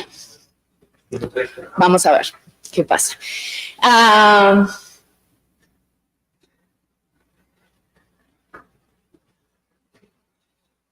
We can do questions about this project and then we continue. It's okay. Sí, it's okay. Entonces, as a measure of hardship, I use real wages because economic historians are fantastic and they have a series of real wages from even before you had national accounts. And so I use that. And for political opportunities, I used electoral year, post-electoral year, and other years. And I was expecting that electoral years were the ones with more mobilization, especially with planned invasions. So you see here a classic graph of a necessary but not sufficient condition. When you have high real wages, you don't have any type of invasion. This is for planned invasion. Right? Of course, when people have money, real wages are fine. In those years, you don't see invasions. But when wages are low, you have variation. So clearly, hardship is a necessary but not sufficient condition for mobilization to occur, right? And what I see here is that in electoral years, in years in which hardship is high and there's elections, planned invasions peak. So these groups are reading the political system, and for some reason, either they know that they won't get evicted because it's costly to evict someone in an electoral year, or I don't know, there's disorder, there's something about electoral years that is safe. And these are post-electoral years, which are also crucial because they are the years in which politicians pay favors. And in non-electoral years, there's no invasion, even though there's hardship. So politics is in the mix, and through ethnography, I could see why. Before it initiates, I wanna read this quote. When you do ethnography, you do a lot of visits and a lot of interviews, and then there's one in which you understand everything and the rest makes sense. And this was a squatter leader. I entered a very planned land invasion. And when I entered his house, he had a picture of himself with a liberal president, a picture of himself with the leftist mayor of the city, a picture of himself, and I was like, what is this? And this was his explanation. We had to flirt a lot. That was his word, flirt. with politicians. If you don't flirt, you don't get anything. You have to use them as they use you. Politicians today don't give you anything if they are not getting something from you. If here, the Ministry of Public Works and the President gave us jobs, it's because of something. If they put the light here or the water, it is because of something. So this is a classical brokerage role, and it's market clientelism. It's not a patron-client relationship. He has power, he has agency. And so that conducted, I ended up with a whole discussion about clientelism in popular environments, discussing the idea that clientelism, A, is always bad, B, it's always, power exercise over the poor. And so, and what's clientelism in the end? Because in many ways, what I found was important was face-to-face politics, not necessarily clientelism. Because clientelism means you have a monitoring mechanism, and there's no monitoring mechanism, clear monitoring mechanism in Uruguay, not even counting votes, because these people lived in different neighborhoods. So now they live in one neighborhood and they vote in a different neighborhood. So nobody can really count their votes. There's no monitoring. Politicians know they have power and try to conquest them, and they flirt. And that's the negotiation. So that was this book and this project. And now I want to talk about a different one, also in the same, using the same framework. I think I have it somewhere, the same framework, but with the picture. But it's about social movements and society in Uruguay. But maybe because it's going to reinitiate, you want to ask questions about this, or I continue? I continue until it's over, and then we break. Okay, so this is several years fast forward and a different country, a different project on, I see it as the same type of question about what's the relationship between social movement and the state. But now we are working, and I say we because Daniel is in that project, Sebastián is in that project, with the Women Council of Bogotá, Women Consultative Council of Bogotá, Consejo Consultivo de Bogotá. Something I want to tell you is that I don't know, if this was a class, I would ask you, what do you know about Bogotá, blah, blah, blah.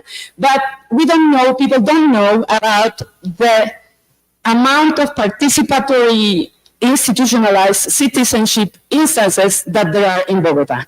Thanks mainly to the movement that Paca was talking about during the beginnings. Since the Constitution of 1991, all the local governments have many participation instances. Many is many. I'm very surprised. And we've read, the people that are interested in this have read a lot about Brazil and Orçamento Participativo, participatory budgeting in Brazil. But actually, really, we should be writing about Bogotá, because Bogotá has a lot of very interesting instances, and like majors cannot do anything without consulting the population. Not only participatory budgeting, but all the policies. And basically what we're finding is that the gender policy, the women's policy in Bogotá has a lot to do with these instances of participation and mobilization. And we are ungrounding this. These are the women that, this was 2 weeks ago at the university. We did a memory construction session with the women that have been participated since the beginning of the Women's Consultative Council. So there were women that participated 20 years ago that didn't know the women that are participating today. Here they asked us for a drone to take a picture, and we found the drone. We borrowed that drone and we took a picture, and they were so happy to see each other because they feel part of the same fight. And they are feminists that now have, I don't know, some have 70 years old and didn't see each other, haven't seen each other in the last 10 years. So it was a very powerful encounter in which we did a lot of activities to uncover the role of the women's movement in the city, especially institutionalized participation in the gender policy of Bogotá. This is part of a project called Change Stories. And Change Stories is a comparative project in which we are at Universidad de los Andes with University of Washington, Queen's in Belfast, Universidade Federal de Minas Gerais, which also has this observatory, and University of Toronto. Normally, when you are in urban studies, you are a major, there's a lot of circulation, or in policy as well. There's a lot of circulation about what a good practice is. And there's these seminars in which we export good ideas. Let's export, I don't know, the Transmilenio, the bus rapid transit system, or let's export cable cars. If you haven't been to Ciudad Bolívar, by the way, to see the cable car, we should take you there because it's very interesting. And Bogotá has a lot of innovations that travel. The bus rapid transit system is one. It's been copied in Indonesia, for example, in Jakarta, in many places. And now everybody is coming to Bogotá to see an innovation in terms of gender policy. Quite irreflexively in many ways, because they want to copy it everywhere. And we are kind of making the story of the policy a little bit more complete or complex. But the idea is to compare policies and experiences of social movements and the state in Belfast, Belo Horizonte, and Bogotá. And in Bogotá, what we are exploring is the blocks of care, las manzanas del cuidado. And I'm going to tell you about it in a minute. How did the local care system of Bogotá emerge? That's our question. Right? There's a local care system. That's strange. Bogotá is the first city that has a local care system. And no wonder it came about with the first women mayor of Bogotá, Claudia López, which was our last mayor. Again, actually, I was thinking, Paca, that one of my favorite books in social movements is Freedom Summer by Doug McAdam. And he transformed the idea in which we think about movement outcomes. And he says that we should look at activists as the main change of social movements. And he does a book on the civil rights movement activists 40 years later or 30 years later. And I think we should do that. What are you doing now? Because they voted more to the Democratic Party, of course. They were more involved in politics. They were more progressive. But he says, of course, civil rights was a successful movement, but we should look also to the changes in the activists themselves. And I think that would be an interesting project. And I close a parenthesis so I don't forget about that idea. So Bogotá is the pioneering city in having a care system. What is a care system? Is, care as everything that sustains life is underrepresented in our, national accounts, in our economy, etc. And basically women do all that. So that's Claudia López and our previous mayor, and Bogotá won a prize as the most innovative city for this program. What is it exactly? The blocks of care are blocks, like spaces in the city in which caregivers can go and receive education, respite, in the form of yoga classes, blah, blah, blah. And also have a little bit of time for themselves. It's based on the idea that care work takes a lot of time and most of that work is unpaid, and that we should recognize that. And it basically functions as a time bank. So people go there, and while they have someone wash their clothes, and I don't know if you know this, but in Colombia, people, and I'm sure it's the same in your countries, but people spend, or women spend 7 hours a week washing clothes. An entire day of work washing clothes. So here they can come and they have their clothes washed while they either rest, This woman just needed to rest and be there because his kid was in the hospital and he had to walk 1 hour to get to the closest block of care.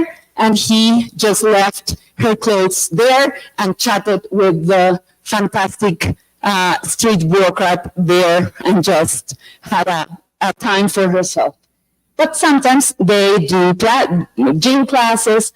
While they wash their clothes and have classes, they can have their kids or grandsons or granddaughters taken care in a safe space for 1 hour or 2 hours. So the idea was to do things that attend this specific population that are mostly poor women, but mainly women that are caregivers. Just so you know, on average, in Colombia, women do 4 more hours of unpaid domestic work than men. And again, this is in different countries. It happens, women, we do more domestic work, even when we work and our husbands or partners are unemployed. And we especially do more when we earn more than our husbands. There are papers about this. So, and these are women that mainly do care work, unpaid domestic care work. We studied the effect of the policy on women, on the building of networks, but now we are trying to understand the conditions under which this policy emerged. This is a paper that's just coming out in City, and we are uncovering the longer history. And these stories, of course, take leaders. The leaders are very important. Political willingness is very important. But if we don't tell the whole story, we'll miss that in Bogota, the Women's Consultative Council and the women's movement in general was very important to bring the issue of gender to the policy center. And that the care policy was able to be executed and thought because there was a longer history of fights for a safer city, for less domestic violence, for having services for women, for having education for women. And we are finding that actually the Women's Consultative Council was crucial to be able to, many years ago, form the Secretary of Women in the government. And without the Women's Secretary, the policy wouldn't have been possible, not even as an idea. So we need to unearth this story, and we're doing that. We're doing timelines with them, completing. So these were the women here sitting in the university 2 weeks ago on a Saturday, and we are completing the timeline, and they're saying, no, that timeline that you thought is completely terrible. Those were not the relevant facts. Let me tell you the relevant facts.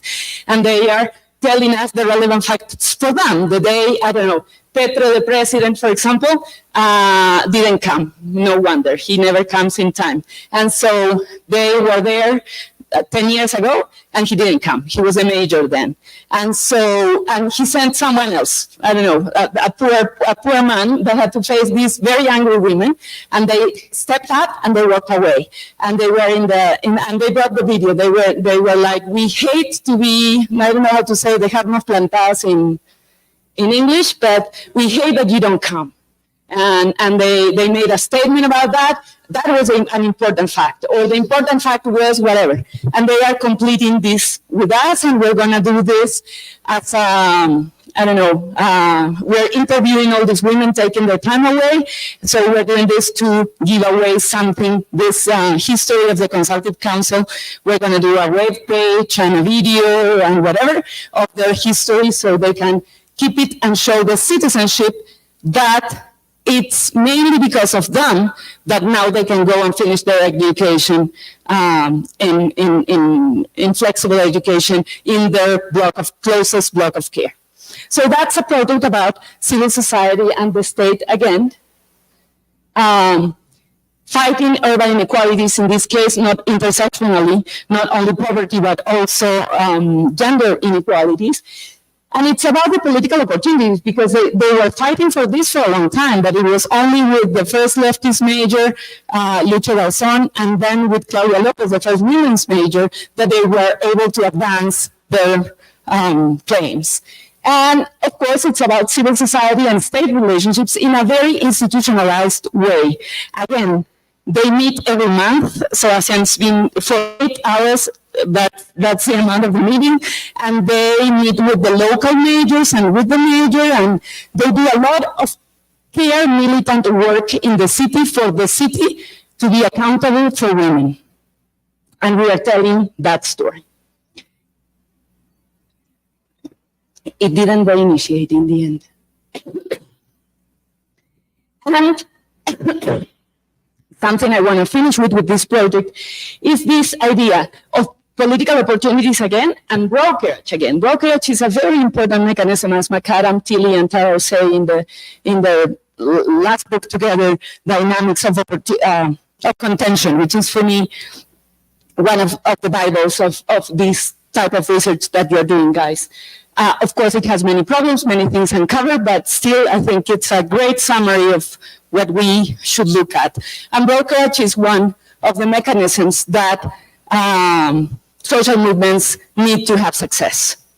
And here, the brokerage mechanism, remember in the previous study, it was the priests, the leftist priests, and the political parties.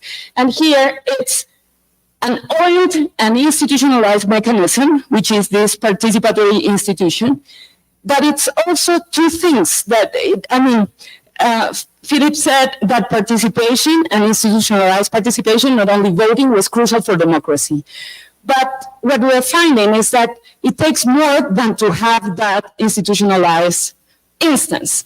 And two things are important. First, the militant bureaucrats, those people that you have within the state that are with you in the cause, that are feminists in this case as well, and that move things and explain things to you. And here, the bureaucratized citizens or militants, because these militants had a cause, I don't know, community garden in some neighborhood, a soup kitchen in some other neighborhood. But now they come to the state, and the state speaks a very real language, and they have to speak that language. And we have a very nice phrase that one of them told us, and is, the fight is in the words. In which words? In the words of the development plan of the city, in the POT, in the territorial planning. Those are very specific languages, and they learn. They get very bureaucratized. And the distinction between them is very small. And actually, at those moments in time in which they speak the same language, in which they meet, is at those moments that they can make the most of the changes in their favor. When you have someone that was from the movement now works in the state and speaks my language or teaches me that language, those are moments of openings in political opportunities for social movements to seize and pursue equality. So that's the second project I am now working on. And yeah, that's the new paper. We're working on it. And the third and last one is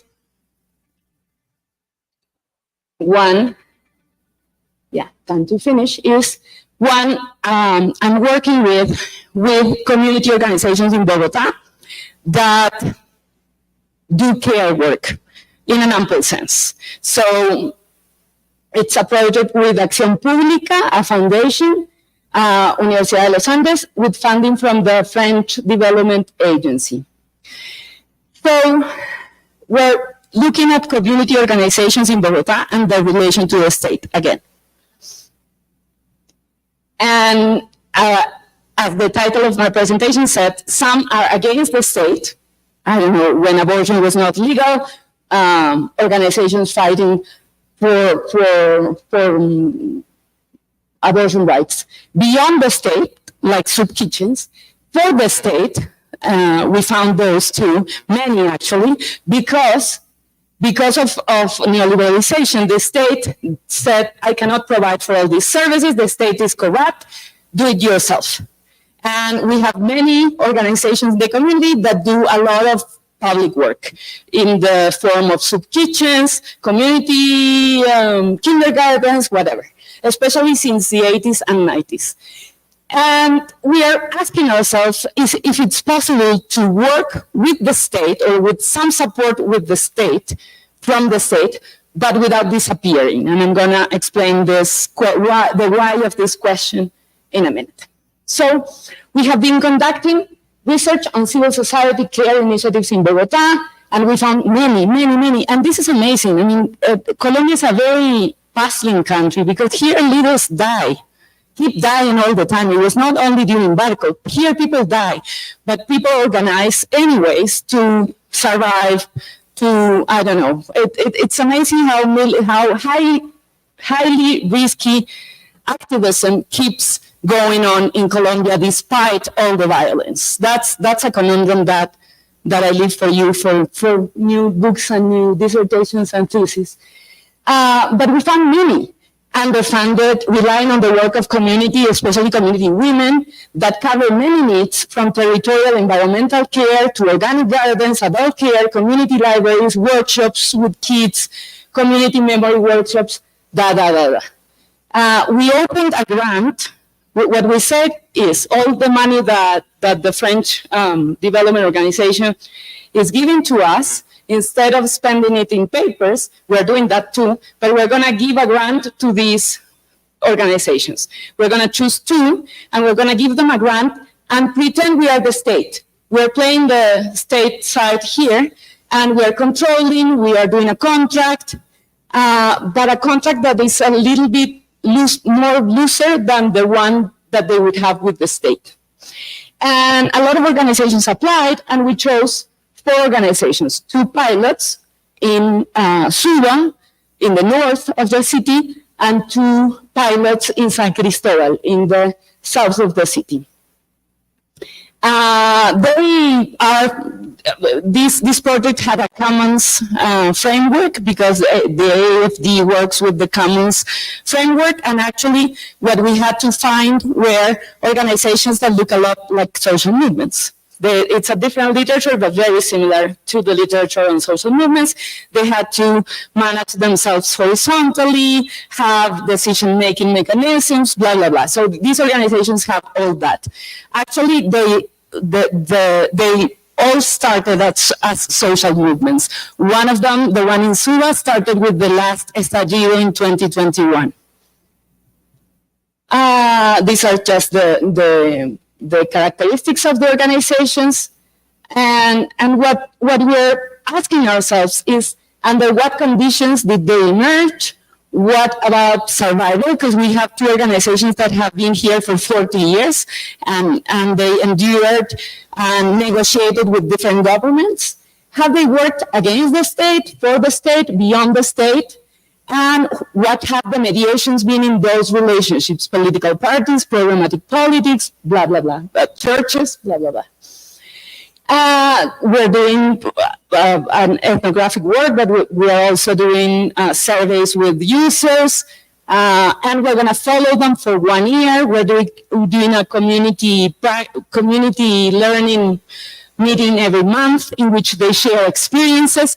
One of the pilot organizations is very old, one is very new, so it's cute and interesting to see the older leaders that now are in their 60s or 70s teach. They all the time they say, we were like you. We were professionals in poor neighborhoods doing alphabetization in the 80s at these violent times, and now you are starting with a similar project. Let me tell you how to do it well. And so they are learning a lot from each other. And on the contrary, the younger ones are super anti-institutionalized. We request that they get a personería jurídica, the institutional name, and it's been they don't want to do it, so they don't go, they delay, they don't want to be institutionalized, and so it's interesting to observe. But they have to, because we need to pay them, so we need to pay someone that's not a person, that's why they have to. We've been doing these history timelines with them as well, which I found a very interesting technique to work with social movements. And they are already using the grant to do care initiatives in their organizations. So this is in San Cristobal, and in San Cristobal they have a lot of, they have 5 soup kitchens, 4 kindergartens, a biking class, and many, many things. So they hire, because they have contracts with the state, they hire a lot of women. And these women also need care and need self-care as well. So they are doing initiatives with the workers of the organization, which are about 100 of workers that they have. It's a big organization. And yeah, that's a picture that they sent from their first activity with the women. This is another activity the other organization is doing with the elders. They are, Suba is a neighborhood that's changing a lot in recent years. And this is an important thing that the elderly of the community did with a map of how the neighborhood was in the past. And so these are the kind of things they are doing. But what I want to point at is at the relationship with the state. And this is a quote that I find very illuminating from one of the women that works in the older organization. The older organization, again, started as a group of young people associated with alphabetization, with Paulo Freire's, with popular education. They wanted to teach people to read and write, older people.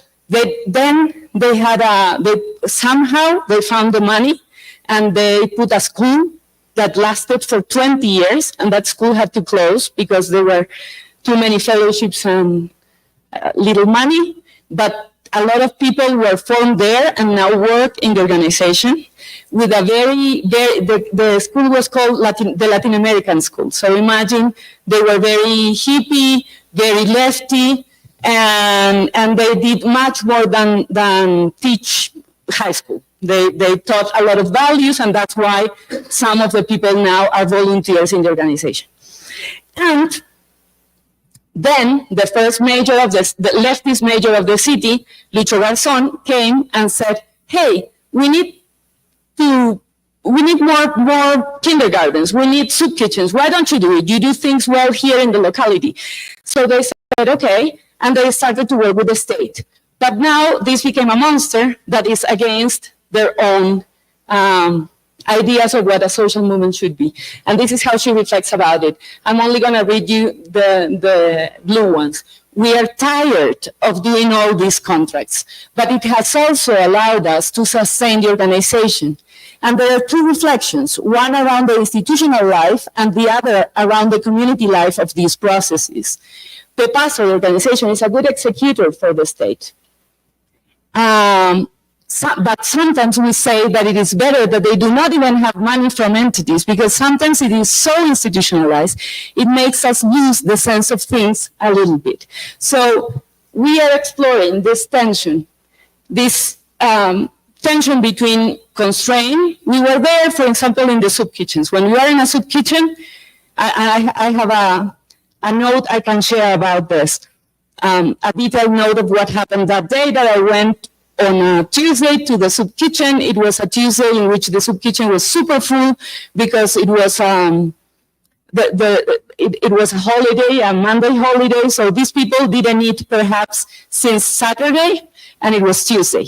And so the soup kitchen was full of people, and the workers and the volunteers were super busy. It was like a clock, some type of food for these people. There was a line, and there was the state controlling. The state came to control, and they were very nervous because the state was controlling. And the state controls, of course, because you are dealing with vulnerable people, and you need to control that they are not spending badly the money that the state gives, and that's good food. And basically, this has to do with PACA too, because they have to follow the same law of state contracts as a business organization, and they are not a business organization. Now, again, coming back to political opportunities, currently, there are political opportunities to change this type of constraining relationship for two different reasons. First, care is in the political agenda, and I think care will be in the political agenda because Claudia Lopez will maybe be a candidate, and remember, she was the one that pursued and implemented and created the blocks of care, so I think she's gonna campaign with this asset because it was a very effective, quick policy and meaningful policy for citizens. So I think CARE will be in the campaign. So again, that's a political opportunity for these organizations, but also for an odd reason, the city manager, which is from the center, a center liberal, from a center liberal party, and Petro, the president from the leftist coalition, agree in that we should support community care initiatives because they know, I mean, that we're poor. The state cannot do everything, so we should support these organizations. And they agree, which I find extremely interesting. I have my hypothesis about why, but it's a political opportunity. And so they're trying to design new ways in which the state can relate to these organizations without corruption. And it's very difficult. And we are intervening in that discussion because we are actually developing a contract with these organizations with legal advice of how this could take place for a certain amount of money and with certain controls that do not kill the organizations. Because as I said, the young organization we're working with, if we keep asking them to formalize and do a lot of things, they will disappear and they do meaningful work. So how could we, they will disappear because we have to fulfill certain norms in the country. So how can they relate with the state in a less constraining way? That's what we're trying to understand. And in what ways the state kills social movements or the social movements can transform the state. So again, this is at the center. I hope I showed this, and I'm open for questions.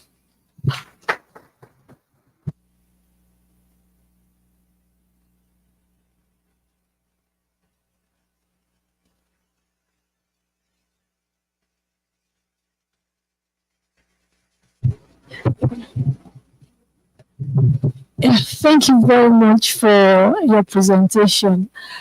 It just opened my mind to a lot of things because over the years I've been working on gender issues, women participation, and I remember the last time I went to Zambia, I came across something similar to this that women within the poor community do for themselves to ensure they end up using whatever they get from there to create savings for housing. That was what they did. But looking at this initiative that you do in Bogota, first and foremost, I was very impressed.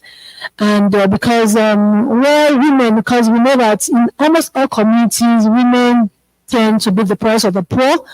And so when their needs are taken care of, takes care of half of the community because automatically the children are taken care of and the problems are solved.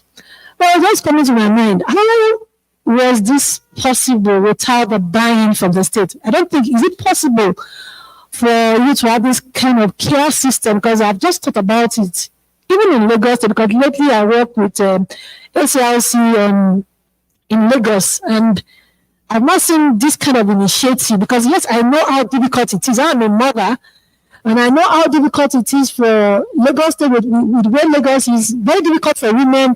Most times they go out in the morning, like sometimes they leave as early as 5 a.m. and they don't come back until maybe 10, 11. And so they then leave maybe washing till weekend, and then the weekend they still have to care for the children. I'm just thinking about this kind of initiative. How possible is it for one to have this kind of initiative in such a space? Was it easy to have a buy-in without the secretaries of women we talked about, that it actually helped?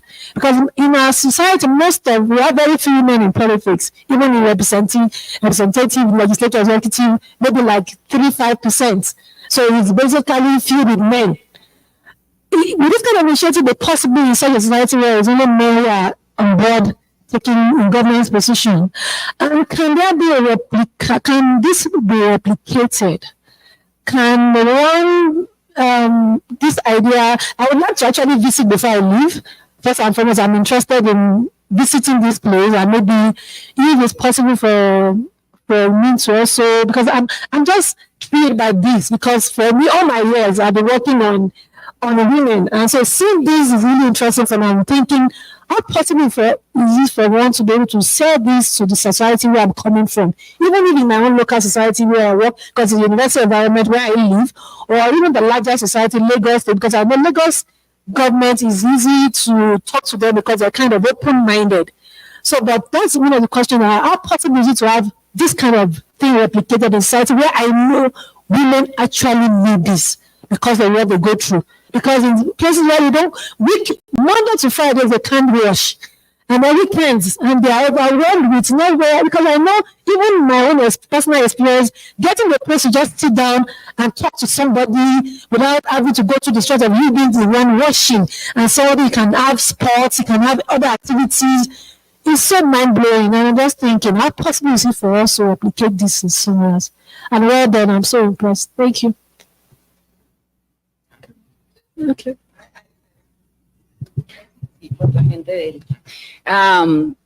I think that's the question. And by now I would say you need a women's movement supporting this. Not only, of course, you also need a good mayor or a good politician.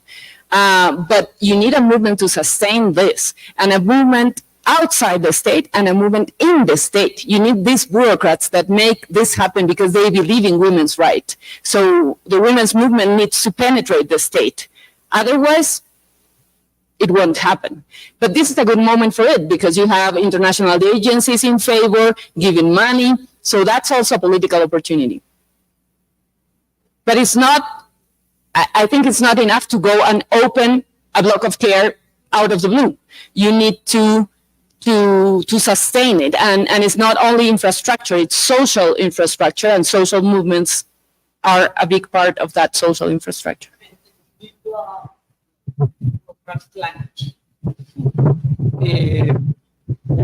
Putting this organization, the political will was there, the movement was there, and the bureaucratic language, and to have all the documentation that I know that at the end of the day people hate it, but without that you don't have a sustainable way to do it. That's why it's impossible to raise it right now.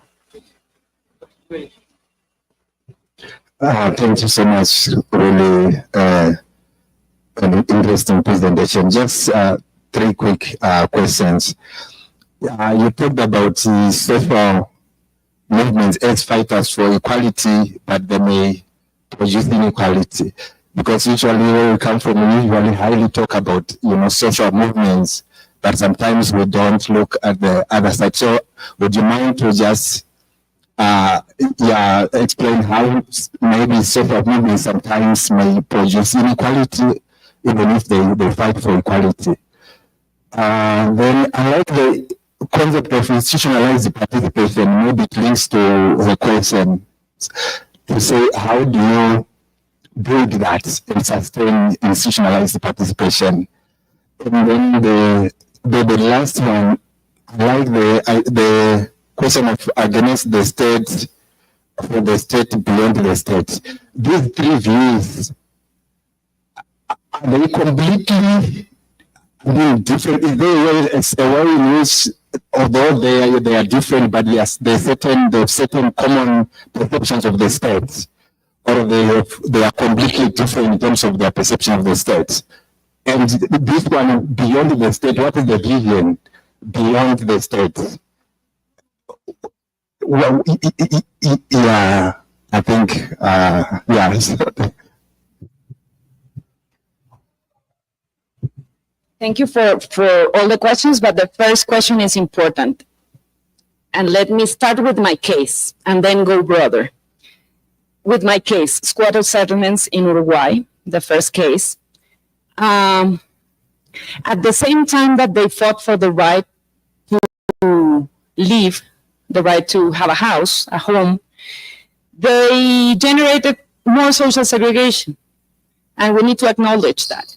I've been going to these neighborhoods from the 1998 until today, and I see how they started as very community organizations fighting for the right of the housing right, and now the kids of those people there, their kids are killing each other, some of them, of course.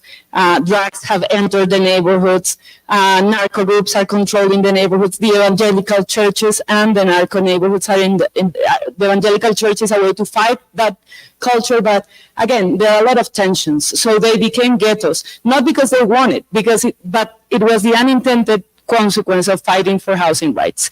So yeah, it's complicated. And of course, it's good to have a house, and they didn't have a house elsewhere, so they went and squatted. But yeah, maybe they have fought for policy, maybe. But of course, how can I ask the poor to fight for the long term, right? They needed a house, they needed a roof. So those are the things I'm thinking about. And going broader, in general, I think that social movements have competing demands in democracy. And who says that, I don't know, the women's rights are more important than the indigenous rights, or that the indigenous rights are more important than the LGBT community rights? So in a way, when you pursue your own cause, you don't pursue the cause of others. And that can generate inequalities in a broader sense. And yeah, that's why you should have a control of those demands in a democracy. Yeah, and then, what else? Institutional participation. How do you implement it? Well, that was a fight. The fight in the democratization boom that Paca was talking about in '91, there was a fight for democratizing all organizations, and that included institutional instances. And they wrote down, and they made a point of writing down that, yeah, now majors could be voted, because before then the majors were named. The majors were named by the president, but now, or the governor, of the main department. But now they were elected. And to control these majors, they generated a lot of instances of participatory institutionalized instances, but many. And we are with Sebastian trying to understand how they work. Sometimes they are frustrating because, I don't know, they have these women, mainly women, that are participating in these instances. For them, participation competes with work, because either they work or they go to a meeting from 8 till 6 p.m.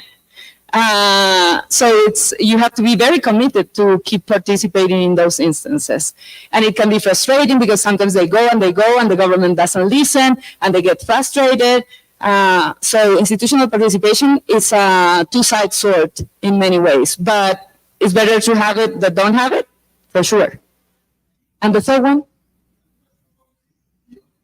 Beyond the state. That was, yeah, I remember that was a phrase by the Brazilian squatting leader.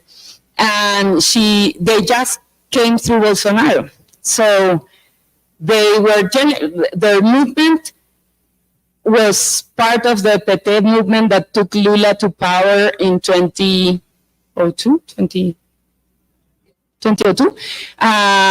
But they had to endure a very critical government. And in that, while the PT, the Workers' Party movement, was in government, they agreed with the state, they had contracts with the state, but when Bolsonaro came, they said, we're going to survive. And the Bolsonaro government, a rightist government, made a lot of cuts in these contracts with social movements.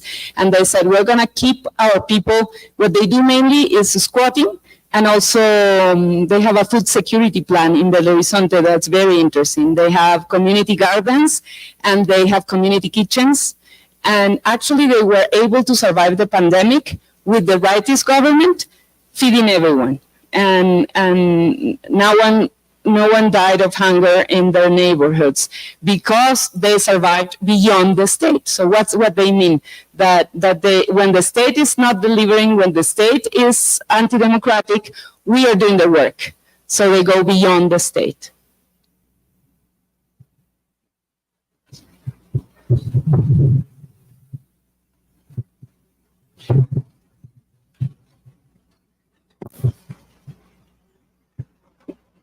Okay, thank you for this presentation, very informational about our neighbors in the south Uruguay, in Brazil, and also for our part in Colombia. I have only something about the internal politics that is kind of funny. In Colombia, you are making a nice presentation, but it's a biased presentation. You have a candidate that is Claudia Lopez. You said that Petro never go to the meetings. And probably Claudia is just galloping on this, one of the few deeds did in Bogota for the new period of elections. And well, you are basically don't hiding your preferences, it's okay. But the people need to know that, for example, you mentioned one of the decrees or resolutions on the women's movements or community movements was done on 2014 on the Petro's mayorship. So you have to mention both sides, or you basically are very biased, and that's not making a good presentation for that portion. For the rest, I love it. Thank you.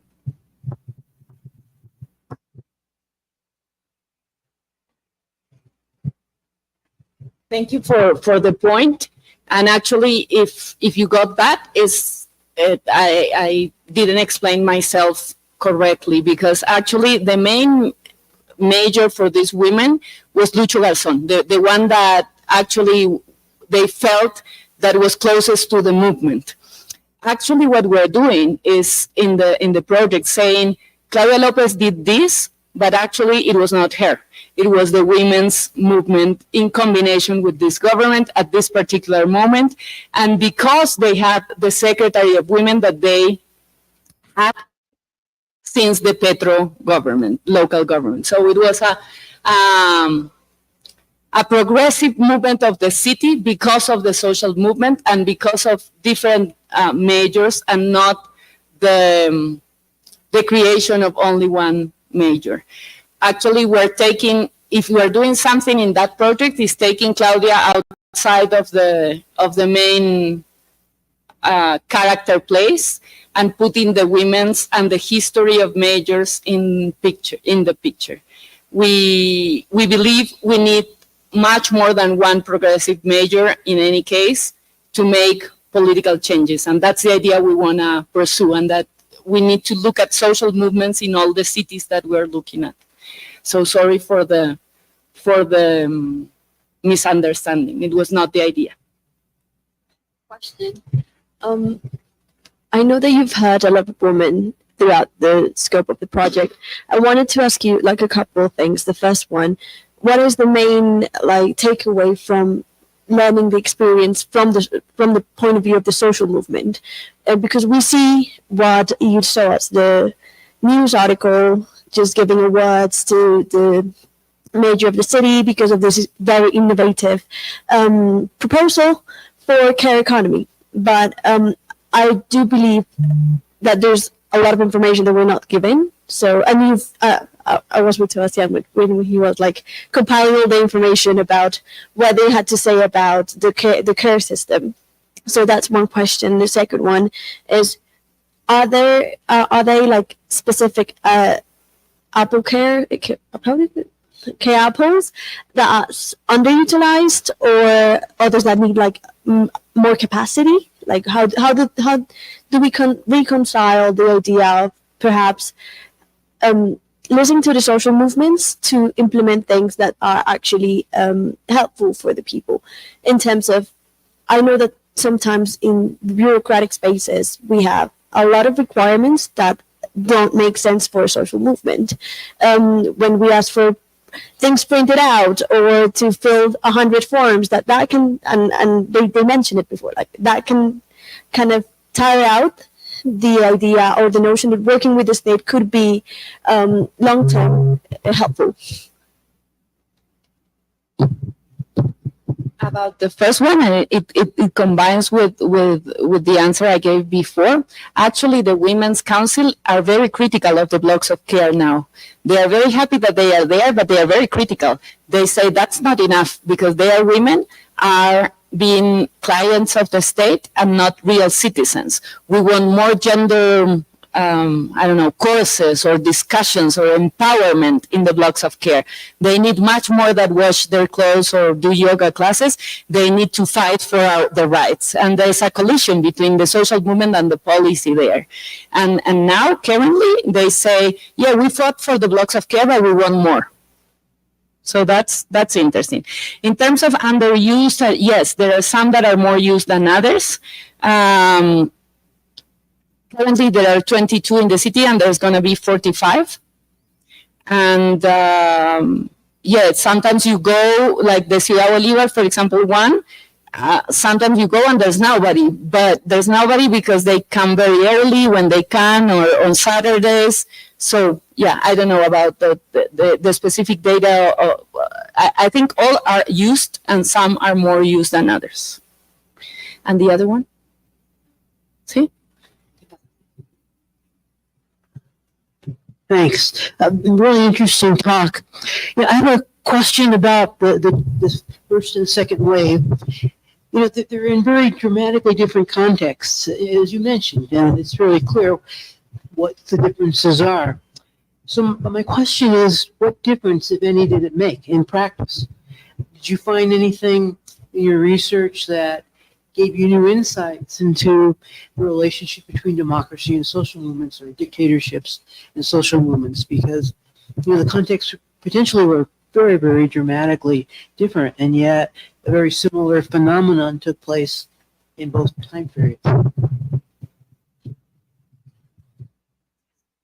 Yeah, so Philip refers to the waves of different types of movements among squatters. And yeah, there were differences because, well, first difference, in the second wave, they could speak openly about political parties and political affiliations. And in the first wave, because there was a dictatorship, they could not. But all these militant bureaucrats that we're seeing now in Bogota used to work in NGOs working with these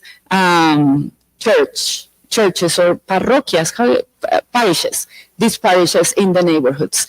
And they were leftist militants, these guys as, not these guys, they were not saying that they were leftist militants, they were working for an NGO for the church. But they were doing basically the same, organizing, community teaching, popular education, and things like that. That's the first difference, the role of party politics in the conversations. Forbidden, very active. And the second difference is scope, because the first wave was smaller in terms of neighborhoods, maybe 12 neighborhoods were involved, and in the second wave, much more squatter settlements were created. And the third and last difference, I would say, it was intensity. These parishes would work very intensely with the people, know them. Political parties just say, occupy here, whereas the parishes and the activists would work on self-construction, and that takes a lot of time, and the leaders would go and live, the priests would go and live within the neighborhood and teach them the word of God, and at the same time how to build a house and self-construct and share, and all these values that were very of the time, very, very lefty, but very on the ground lefty, very grassroots lefty. And political parties don't have the time or commitment to do that. They just let you in a plot, come before the elections and go. So it's very different, the type of commitment and teaching and direct relationship.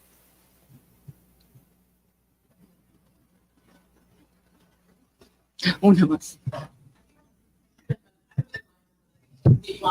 I'm really sorry, I wasn't able to come for the full talk, but I want to raise two issues that I'm thinking about hearing the discussion. You mentioned that social movements that they can unintentionally create inequality, and then you talk about the example that you gave about ghettoization, and I've started thinking, an intention by who? maybe the social movements did not intend that the result of the occupation or the squatting would be ghettoization, but the state response to that occupation is intensive, is intended. So the intention is there to stigmatize this population. So I wouldn't say that this is an unintended consequence. I would say that we need to problematize these unintended consequences of these things. And the other thing that you mentioned also, in the case of Brazil, you said that the social movements there, specifically during the pandemic, they survived beyond the state. And I would say that they survived in spite of the state. Because what happened is that Bolsonaro created a full-on attack on these movements, trying to destroy them. Their survival is not beyond, is in spite of the full attack that they were victimized of. So those are the two comments that I had. Thank you so much. I wish I had listened to the whole thing.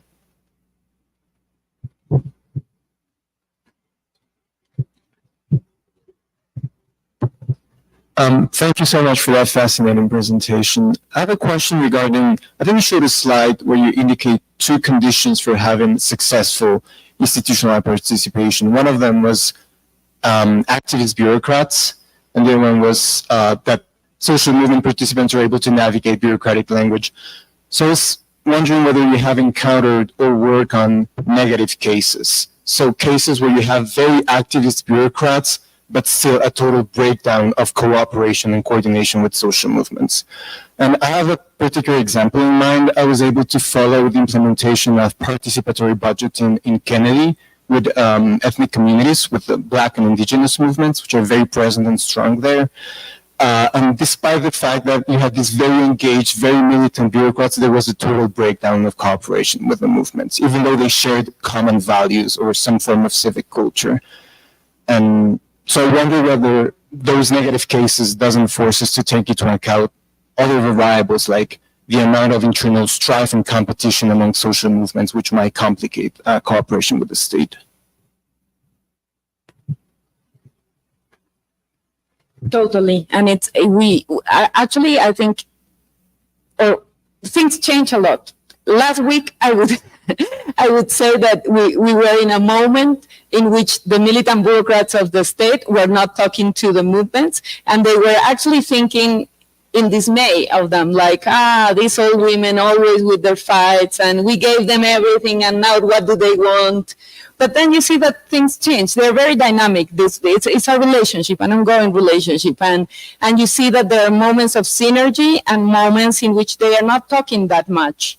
And yeah, competition between different social movements and internal fights can complicate things a lot because the bureaucrats don't know with whom to speak.